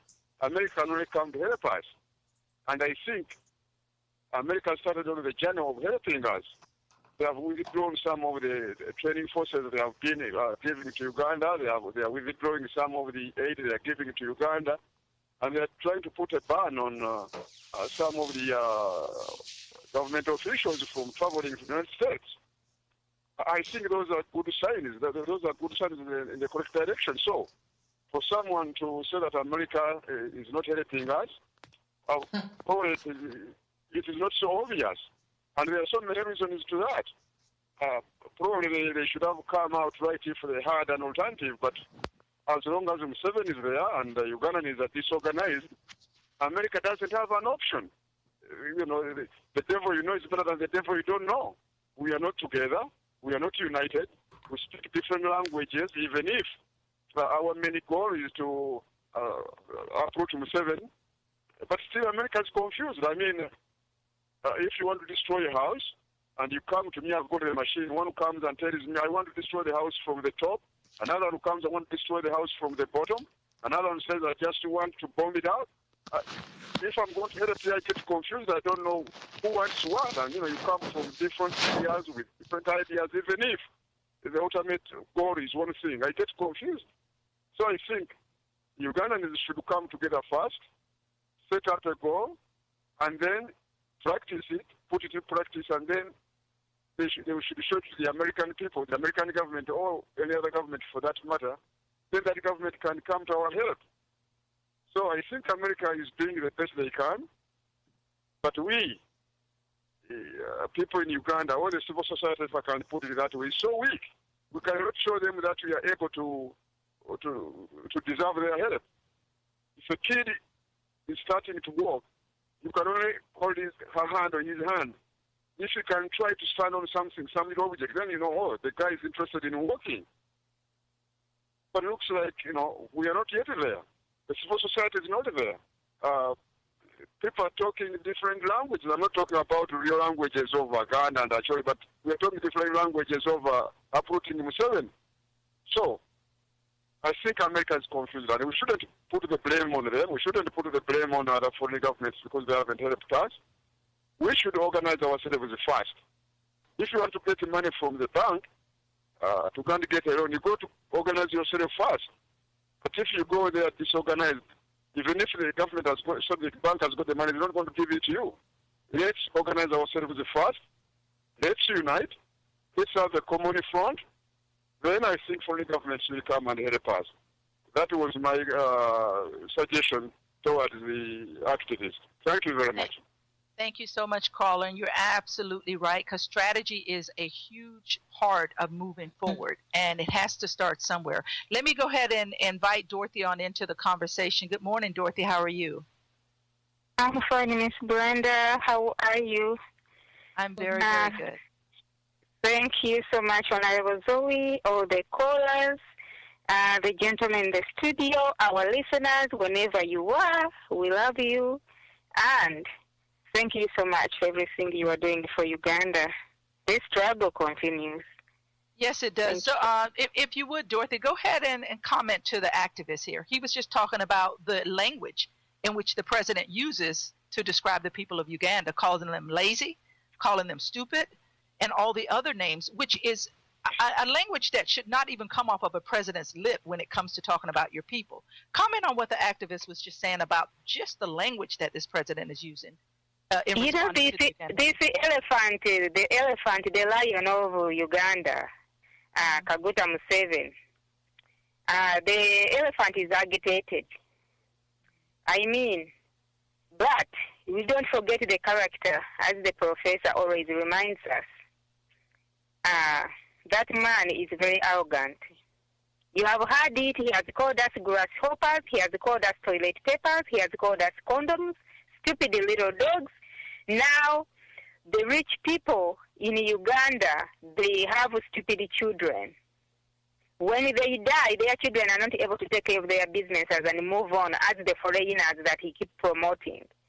These foreigners, those are not their business. Those business belongs to Museveni. They are taking care of business for him.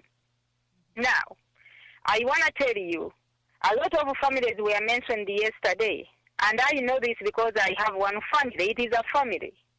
These rich people, you know, Miss Brenda, in Uganda, whenever I start a business, Museveni has to have shares in it.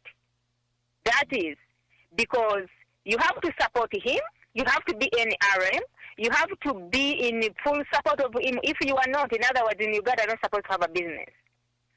Those stupid businessmen you are talking about in Uganda, you have put their businesses on fire. Some of the businessmen you have dealt with, you have poisoned them. When they die, because you bring your people to buy shares in the business, when they die, you own the business, and you kick these children away. These children have been educated from different parts of the world. They go back, and you have taken control of their businesses. Like the younger lady whose father just died when she was in London, she came back. What did you do to Dr. Chinji's business? For him, he's not dead. The man is still alive. You are selling his property to somebody who does not even exist. Miss Brenda, let this man cut the crap. The Ugandan people, we are not stupid anymore. You marginalize the people, you torture, and then you turn around. Also, the Ugandan students, the sky is the limit. When they give them a visa, you go by name, what their ethnic background, and you deny them their visas and scholarship. And you say the Ugandans, they have stupid children. Mr. Museveni wasn't really talking to the children of the rich people alone. He was saying the Ugandan youth, you are stupid. Interpret it right and well. That's what he's trying to say. He's talking to you, the youth, that you are stupid. Okay? If the Ugandan rich men are having stupid children, why do you put spies in Makerere classroom lectures, you see, to make sure they don't teach, to spy on the lecturers that they don't teach what is right? What are you talking about? Why do you have to scrap political education from the syllabus? You don't want them to know the truth. And now you are sitting here telling us they are stupid. You take their businesses, you say they are stupid. Mukwano and the others, the one you like, you support. The ones that you don't like, they cry for you to help them with their businesses. You don't. What are you talking about? You cannot especially help the businessmen who are Ugandans, who have a heart for Uganda, because, you know, during the Bush War, these rich men had the coffee chambers. They had the coffee factories. You came after they helped you, you killed them, you took their land, their coffee, and everything as we know it. Haji Mustafa, where is he? Where is Ghana Alpha? Where are they? Why is Salim Salehom's miles and miles in Luwero when the orphans are traveling aimlessly in Kampala? Now you torture them because they brought piglets to the parliament. This is nonsense, Miss Brenda. This is nonsense. Museveni cannot allow Ugandans to have businesses. He cannot help them to, you know, grow their businesses and support them. He does not want the Ugandan people who have a heart for Uganda to have any pennies because they will fight him. Do you understand? You did it from beginning, part A, right after the Bush War. You embarked on that. You cannot lie to the world anymore. For the Ugandans, we will be stupid if we do not stand up. For the youth of Uganda, you will be stupid if you do not stand up. Let us stand up and agitate this elephant, and we are doing it, and we will continue to do it. Mr. Kalimagezi, I haven't seen a country which have stand up on the top of their voices with the courage and determination to fight for their country, and America does not help them. It is our responsibility. For me, the way I have seen America, you stand up. You need to be accountable. You need to show that you have interest in Uganda, and you have to act and take your responsibility. As you know, if you have a dead body in your house, in your living room, it is upon you to do the right thing. We start first, and the rest, our friends and well-wishers, they will follow. We can no longer sit back. We ask $5 a month to run the studio. Nothing ever shows. People promise and promise. They don't show up. then you sit here and blame America. So as far as the sanctions, for me, that is a good starting point. And we are to then get up and show America that we've been screaming here, we are serious, we'll move on the next step. And then you start blaming other people. Thank you, Miss Brenda. Thank you so much. And I want to go back to the Honorable Zoe Bakoko. Before I do, though, to the activists, I think we answered your questions pretty well. Miss Brenda, Yes. can I, because I've hung on for such a long time. I'm going to let you go ahead and go on, and then we'll go back to the Honorable Bakoko. But go ahead and say what you need to say. I would like my fellow Ugandans and the listeners not to misjudge me. Mm-hmm. My statement was why America has got the capability to stop all the aid, some of the aid, to sanction some of the individuals, whereas it cannot stop giving Museveni the security. Because the airport is I don't know whether America is guarding its interest at the Entebbe airport. Mm-hmm. And secondly, Mr. Kula, I was not blaming America and my sister Dorothy. A blame is not there for me. What I want from the US is to work on the principles. The way they have acted with Iran, Iraq, Afghanistan, Libya, the same thing must apply to Uganda. Museveni is not a special person. I think my point is hard. I really, really appreciate what they are doing. But when you do, this is not a help. This is what they have decided to do. But when they do, let them do what is supposed to be done. Okay, it might be done in sections, but let's hope they will reach to what is supposed to be done. I think I'm still on the line. Yes, you are, and I'm going to go to my second point. Let me wind up, and I give others this chance. My second point, Mrs. Zoe and Miss Brenda. We Ugandans, Museveni called us lazy, and some of us be stupid, and some of us being condoms and grasshopper. I stand on my two legs and I say we are. Ask me why. Ask me why, and I will answer you. And why is that? Because he has done all his rubbish for the last 28 and 30 years, and we are still watching him. He has taken all our money, and we don't come up. The Voice of Uganda Radio plus FADU is busy calling people to come and join us. We are still in our beds. We are still in our rooms. We still value our phones. We still value the houses that we have in Uganda. That's why this guy stands on his legs and he calls us lazy. We are lazy. Ugandans, accept that we are lazy and stupid. I'm sorry to bring this statement. The day we're going to wake up and show Museveni that we are not, that is the day he's going to never call us stupid again. Because we remember how they came. We remember how they came. You get my point? Oh, yes. Everybody's seen the picture. Miss Brenda, give me, can I have a second here? I will, and just give me 1 second. To the activists, we understand your plea. We understand everything you're saying. We talk about it on the show all the time. I think we've answered most of the questions that you had. We didn't mean to offend you in any way. We understand the plot that you're making.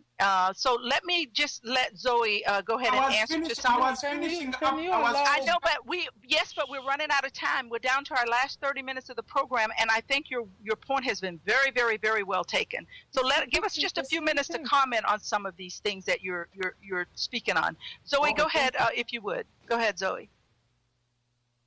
Zoe, are you there? I think Dorothy and Kula, they said it very well. Yes. When you have a problem in your house, you start by going to say, I need the help. if you have failed in your house. Someone from outside doesn't come and resolve the problem in your house for your family when you have not gone out to explain to them what the problem is and how you would like the help to resolve the problem. And so I think crying out, lamenting, we have expressed the pains. Museveni can use all that language. I am not stupid. I am not lazy. Ugandans are not stupid. Ugandans are not lazy. He can say all the words and they think that he will disempower Ugandans. He uses that because that's what people who believe they're in power, that's what they do. They use abusive language to try and disempower others, to try and make you feel guilty that you are lazy. The Ugandan people are not lazy. They cannot feel they are. He called them stupid. What did those brilliant boys do? Take the piglets just to prove. Let's just say to prove to him that Ugandans are not stupid. They are not lazy. They are far more intelligent than him. Just demonstration of taking those two piglets to parliament and beating him in his own game shows how smart the Ugandan people are. Shows how their minds work. They can plan. They can do things. And so for me, it's not about America. It's not about Britain. They are not the ones who have been allowing Museveni to sit in that chair for 28 years. It is our people. We have to work at it, and we will work at it. And that's what we are doing. And things are happening. The ground is shifting for him. And so you cannot stop him from coming to a summit just because and take that to be full American support. No. He is coming to this summit knowing that something valuable from him has been taken away. And that is the funding to his police and army who have been using it to brutalize Ugandans, abuse their human rights. And so he knows that he is getting holes, punches in his balloon. He understands it, but he has to come, as I said, sit among these people and feel the same way he did in Belgium, the same way he did in London. He is being isolated, and he's aware of that. And we don't have to enumerate everything. We don't have to shout to the whole world. You can already see that his size is being trimmed and that he's not getting the 200%, 100% he used to get from these external governments. People now know who he is and for who he is. And so for me, I think he is not going to use those dirty words and call people all the things he wants, the unpresidential language he has. It proves who he is. Let him use it. It's just like they were desperate to come to the UN with Kutesa. Let them come. Welcome.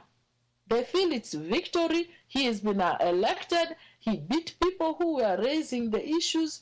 But let him come. It's the seat with hot pins, and he has to sit on it and talk. All these things happening in Uganda, there now. We have our ticket. He has to explain what he and his boss are doing in Uganda. And eventually, they will have just pulled the rug under their own feet by doing the things that they are doing. And people are going to be smarter than that. Things are about strategy. It's not about being, if you do the same things, you are being undemocratic and unruly like Museveni. If you do the things he wants to do. So everything, one strategy is not a fit, or does not fit for every situation. What happened to Iran cannot happen in Uganda. But we also know now that there are people who will not be able to travel to this country. That's why they are all panicking. Exactly. And that's what we mean by strategies. I think Dorothy wanted to come in too, Zoe. So let's go ahead and go to her. Dorothy, did you want to say something on that last comment? I just wanted to remind my brother, the activist, Kalimagas, that at least when you're going to defend those good words of the president of Uganda, let it be defended from both ways. Because for me, when I sit here, Miss Brenda, You remember the video we have on the YouTube? Yes, yes. Political violence in Uganda. If you haven't seen that movie, you can go put YouTube, put in political violence in Uganda. When you see our young people, the boys, very young, courageous, with no intention of hurting anybody, but to speak what is on their mind. When you see what happened to Robert and Norman, right now they are remanded to Luzira prison, the top prison, Miss Brenda. Wow. What they did was a freedom of expression. If you see what happened to the youth of Toro, when Museveni, in his arrogant way, called their king, whatever he wanted to call him, they came up, they demonstrated, they were beaten up, they were shot at, tear gas was food, they are in jail. Okay? Mr. Kalimagezi, the Ugandan children, they are doing everything they can. And this brutal dictator is trying to make sure when you hang somebody the head down, feet up, their hands tied behind for 3 weeks, and you put bricks in their private parts and tie them on there, trying to tell the world that never again try it, when our youth, they are shot and the bodies left in the streets. This way, this communism way, the way Museveni was taught, and those who goes to China and everywhere to be trained, the way they are treating their people. Ms. Kalimagezi, don't say Ugandans are stupid. Don't say they are lazy. Please at least defend it from both sides. Yes. Ms. Brenda, people are trying. Norman and Robert right now, I love those boys and I will do everything I can. I will make sure the whole world knows about it. Most especially not to charge them with the terrorists. They took those piglets, they have decorated them with everything they want, they have given them whatever they want to prove that it was terrorism. Museveni, our people died in that country, Ethiopian club. We still need the report. The government who can able to manufacture all kinds of things to prove that they need support to be given everything from these, Western countries. Now everything turns into terrorists so that the government might help them because they get money that way. Because they torture us that way. Because there is a terrorist. There is no Uganda will ever be able to express themselves. Not even children bring piglets to the parliament to say, oh, the corruption is killing us. 6 years, somebody graduated, they have no jobs. Girls have been committing suicide off the buildings. Instead of giving them jobs, they rape them. There is no stop to this. The Ugandan people are not lazy and they are not stupid. Most especially those back home in Uganda. Most especially those back home in Uganda. For us in diaspora, if you have the protection, the freedom, you have a job, and you haven't stepped up to do what you are supposed to do, please do so, because we do not have a lot of time, okay? We make sure that for the rest in the world, whenever you are, what are you doing about Norman and Robert? These boys are geniuses. I love them. I can't hide them. We have brilliant minds like that, Miss Brenda, and we make sure nothing happens to them when they are in prison. They are not poisoned. And Kutesa, we are waiting for you on that note. Exactly, because it's interesting. It's interesting to me, and Zoe, you can comment on this. The expression of freedom of expression in Uganda seems to always fall to you either trying to overthrow the regime, you're trying to overthrow the government, or you're anti-terrorist in some sort of way. These are people that are expressing the freedom to say, I don't like what you're doing to me, and I want everybody to know it. Why does he always have to use those tactics instead of what they really are? It's just people being activists. Well, Miss Brenda, from 7 to take full control so that nobody can ask him questions, intimidate people, bully people, do the kind of things he's doing to stay and hang on to power. He must have the economic power and all the access to all the money. He's the one who decides on what the budget is, how much is spent in education, how much is spent in the military, and how that money is spent. He is actually the chief finance minister who decides on every bit of it. And that is why he will take money away and build those malls, kick people off their land, grab away their land, because he wants the people to be helpless and totally poor and powerless. And so he does that. He gets the economic power by throwing people off their land, by being able to, he claims investors. He doesn't need investors because he's stealing all the money and building all those places in the country and claims they are being built by investors. These Mukwanos and the Madvanis and all over, the Sudiris, they are just a name. They are being used to, to cover what Museveni owns, not what those people own.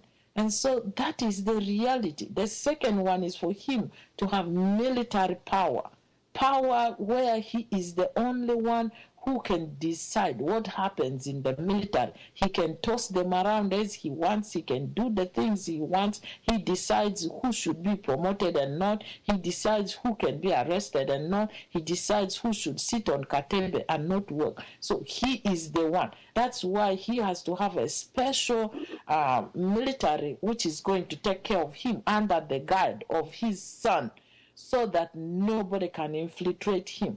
And then he must have the absolute political power because he has the money, he can buy off everything, and he is the only one. The people should ask and solve all the problems of the people. And that is why the power has gone into his head, because he believes he has achieved all these three things. And now he is calling people stupid and all sorts of names. And so for me, I think Museveni can go ahead and say people are stupid. We are not stupid. We are not stupid. Okay, I've got two calls here, so I'm going to have to go ahead and take those. Let me go ahead and take this first caller here. I think it's the professor calling back in. Professor, are you there? Yes, I am there. I'll be brief. The reason I'm calling is to respond to the activists' Kalimage's issues, the issues he brings. I usually use the phrase social change. I don't know whether I've communicated effectively to convey what really that means, but you can change society in three different ways: through assimilation, by, for example, absorbing foreign cultural traditions and so on. For example, in Japan, I was surprised to see that there are people who imitate Michael Jackson. They dance like Michael Jackson in Japan. So that's the cultural assimilation and the influence. The most social change takes place at the retail level. That is, you convince people and you change them. In politics especially, you have to make sure that people understand that, like this piglet thing, it will change some people. And so at the retail means that you have to convince people one by one to see your point of view.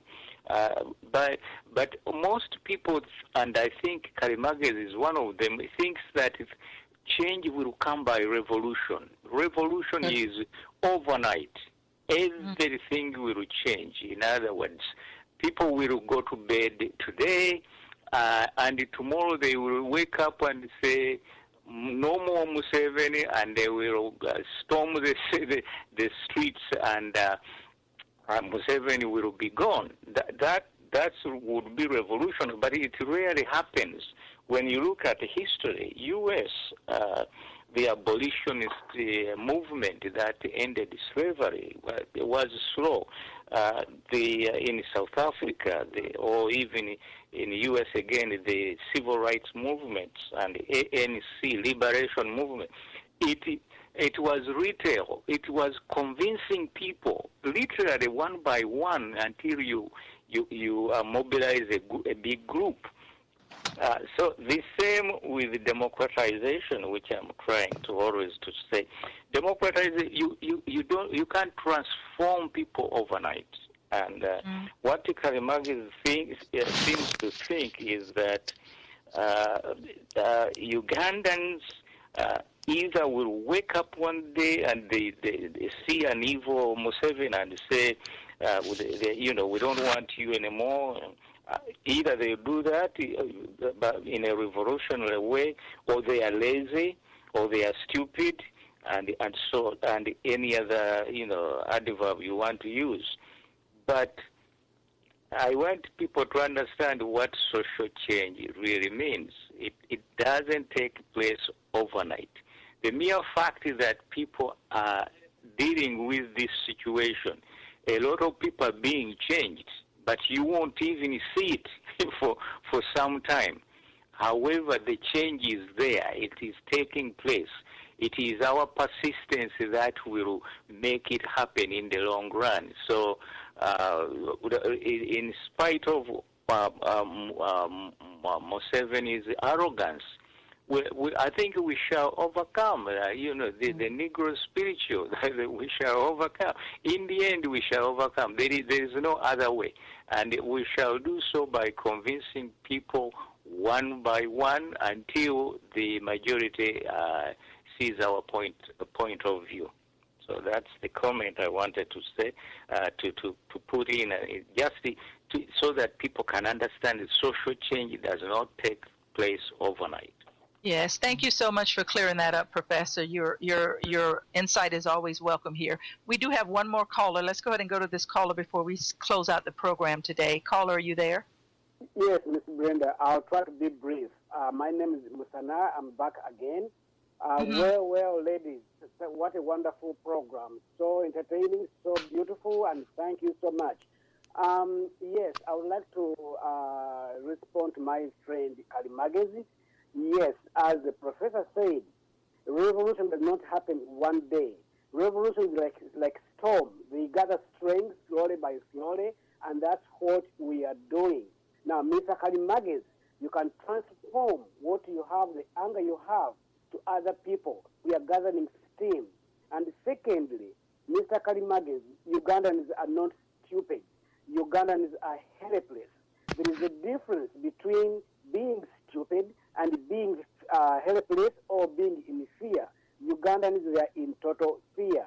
What I suggest in a new Uganda is to have our young generation to have the new government in Uganda to implement a system where we have to teach our children human rights and human life, respect for human rights and democratization. This should be a curriculum that the new Uganda government should impose to all schools, that every student who is in primary 5 and above, all the way to college level, they must go through human rights,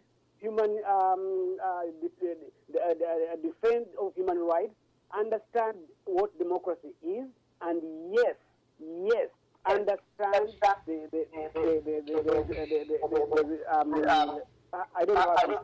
understand and respect human life. We should have that in our new Uganda, to teach our children human rights, democracy, and respect for life. Thank you so much, and I'll hang up and listen. Thank you very much. Thank you so much. I see that we have other callers trying to come in, but we really need to go ahead and close out the program. So we thank you so much for trying to get through, hoping that most of your answers have been, questions have been answered here. Dorothy, I'm going to go ahead and give you 3 minutes, and then we'll go over to Zoe for 3 minutes so that I can close out the program here. Go ahead. Go ahead and let me hold on just a second. I can give this caller a chance, but only if you take just a couple of minutes, because we're going to have to shut down the show today. Go ahead, caller. Just a couple of minutes, if you can wrap it up in that, please. Thank you. All right. Okay. Thank you so much. It's wonderful again. Thank you. I would just like to respond to my brother Kalimagezi, and just as the professor has said, that change is gradual and the change is coming, it's unavoidable. There are signs to that effect. If you see people who founded the NRM, majority of them who founded it have actually deserted Museveni. They didn't do it overnight, they've done it gradually. People like Mbabazi to question Museveni's authority. It has been a process. It's happening. Yesterday, the RDC, a presidential appointee from Mbarara district, was questioning the president and the government's authority for against stopping the opposition from speaking out. So these events are taking place. You see the desertions in the army. You see the general public, younger people taking the pigs to parliament to question the government. So my brother Karimagezi, change is coming. It's not going to come overnight, because remember, whatever grows so fast dies so fast.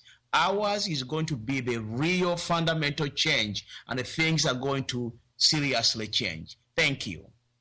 Thank you so much for the comment, and he's very right in saying that everything's going to be deeply rooted, and that's what we have to realize. Dorothy, let me go ahead and give you 3 minutes, and then we'll go to the Honorable Zoe Bakoko, and we'll close out the program.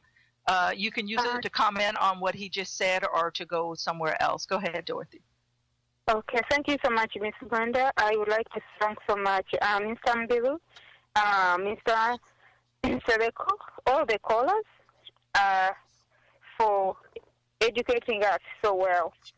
These issues, when they arise and we talk about them back and forth, we are not fighting or doing anything, but we are educating and we are learning from each other. Because for me, Ms. Brenda, I can say that we Ugandans in the diaspora, we have been a little bit slow and taking our responsibility at hand. And it is very easy to blame others, but what are you doing yourself? So as far as my beloved Ugandans back home, for those ladies and gentlemen, boys and girls who have stood up, those who have lost their lives, I'll tell you, I cannot stand here and say they are lazy. Those who go to vote, they are beaten, they are tear gassed. My dear, no way, they are not. What they need is full support from us. What they need is full backup. They have come out so many times ready to defend their country. Let me tell you, Miss Brenda, Museveni is brutal. The boy comes on the street with nothing, and he brings out guns. As I said, this suppression, this communist way of doing things, these are what they are taught. Museveni is doing everything in his power, Miss Brenda, to stop people's, mass protest. But it is around the corner. It is writing. The way the youth have been dealt with in Uganda, Miss Brenda, nobody should be standing up to anything. What he did in Togo, nobody would be standing up for anything. But let me tell you what, the Ugandan children have had enough. Enough is enough. The way of interfering with the people to make sure they don't have a living, to make sure they don't have a business, you make sure they don't have anything to eat unless you support him, to make sure you take away. You have taken away, since you came to power, our cooperative unions. You've taken everything belongs to the government. You have taken and taken and taken. For that matter, you touch people's hands and tie them in their back. If they don't support you, they are not to have any job, they are not to own any business, they are not to do anything. What proof do you have to say? You stand back, you are like a chameleon, a hypocrite, and you stand there and you say they are lazy, and you say they are stupid. When you don't allow them to learn what they are supposed to learn, you plant spies in the lecture rooms, you change the syllabuses. No way. No way. The Ugandan people need our support, and we will do it. And they are smart. And if you knew Uganda, they are hardworking. You have killed the coffee. You have killed the banana. You brought the vanilla. People got up, planted the vanilla. They were making money, tons of money. You put police and the army to make sure people don't export vanilla. Don't fool me around. Don't kill people and take business and then blame their children that they are stupid. Miss Brenda, there is no way. We are to energize the Ugandans.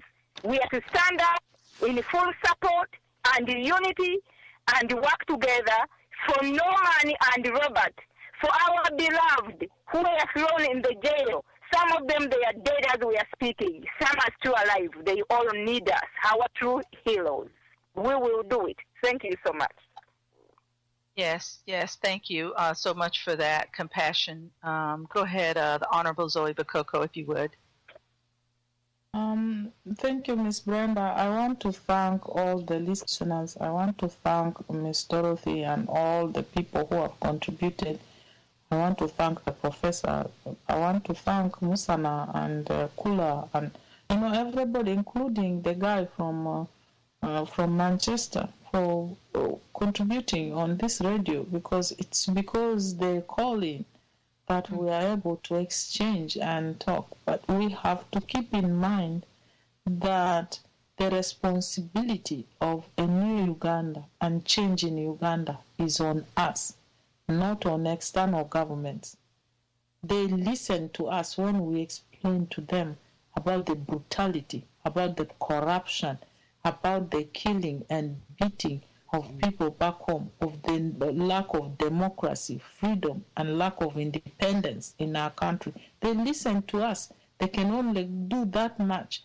But the onus is on us to complete this mission which we have started. And as all the callers and everybody has said, the ground is shifting. Museveni and his lot are being isolated. This is a government of outlaws, and the police and the army and everybody in Uganda is a victim. They are victims, and we are going to make sure that they are respected civil servants. They are people who enjoy their work, and that they are not pushed all the time just to go and torture other people who are Ugandans, equal citizens like them. That is not the job of the police. That's not the job of the army. The army is to protect the country and to protect the people. They serve. They don't beat their people. And so when the U.S. removes this funding to the army and to the police, it's doing the right thing, because this is the way they have been given power to dehumanize, to bully, to shoot, and to kill their own people. And so they don't deserve that money. If they're abusing the human rights of Ugandans, they don't deserve that money. Museveni does not deserve that money. And so for me, I want to say, bring it on. Honorable Kutesa, you are welcome.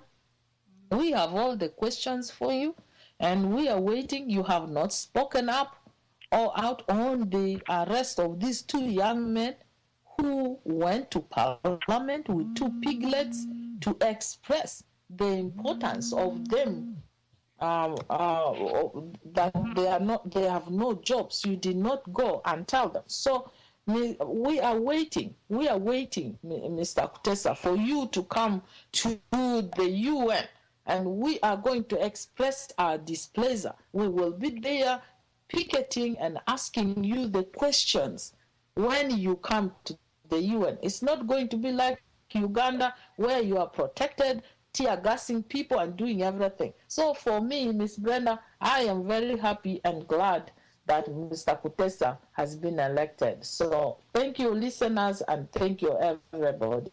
God bless you so much, and have a blessed Sunday. Amen. Thank you so much. I know that we had a lot of calls come in. I know that we had calls that we had to drop. We do value everyone that calls in. We value your opinion. We value what you have to say. If for some reason some of you feel like these are conversations you need to have with me off the air, you're more than welcome to get in touch with Voice Uganda Radio. If they feel like it's someone that's secure and it's okay, you can have private conversations with me as well. We try to take everybody's views and everybody's opinions, and we allow the conversation to go back and forth, because here on Freedom at Hand, no one has the right answer to anything. We have opinions about the way we know we need to move forward. We are having a discussion about the way in which leadership needs to change hands on behalf of the Ugandan people. So I apologize if for any reason anyone has felt that their opinion hasn't come across or hasn't been addressed in the manner and the way in which it should have been. Like I say, we are just a radio station having a conversation about what is happening, what is taking place in Uganda, how we can rally together to bring about change for a new Uganda, and we will. And progress is being made in every way to move us forward and to move us closer to that. I have to bid farewell to you today because our program is over. The Honorable Zoe Bakoko, Madam Dorothy, and I, we try to give you as much time as we can. So that's why we come on 30 minutes earlier at 7:30. So I do encourage you to, if you want to be a part of the conversation, try to call in earlier so that we have more time to have dialogue rather than backing it all up to the end where we don't have as much time, and we do have programs that run all day long, so we really need to get off the air. Please join me this Wednesday for the American Connection. It will continue on with some of the conversation we've had here today. It is a slower moving traffic, so you may be able to call and have more lengthy conversations with me on those Wednesdays on the American Connection. From the Honorable Zoe Bakoko, Madam Dorothy, those of us in the studios, myself, Mrs. Brenda, thank you so much for being a part of Voice Uganda Radio this morning and Freedom at Hand. God bless you as we look forward to moving into a new and better Uganda.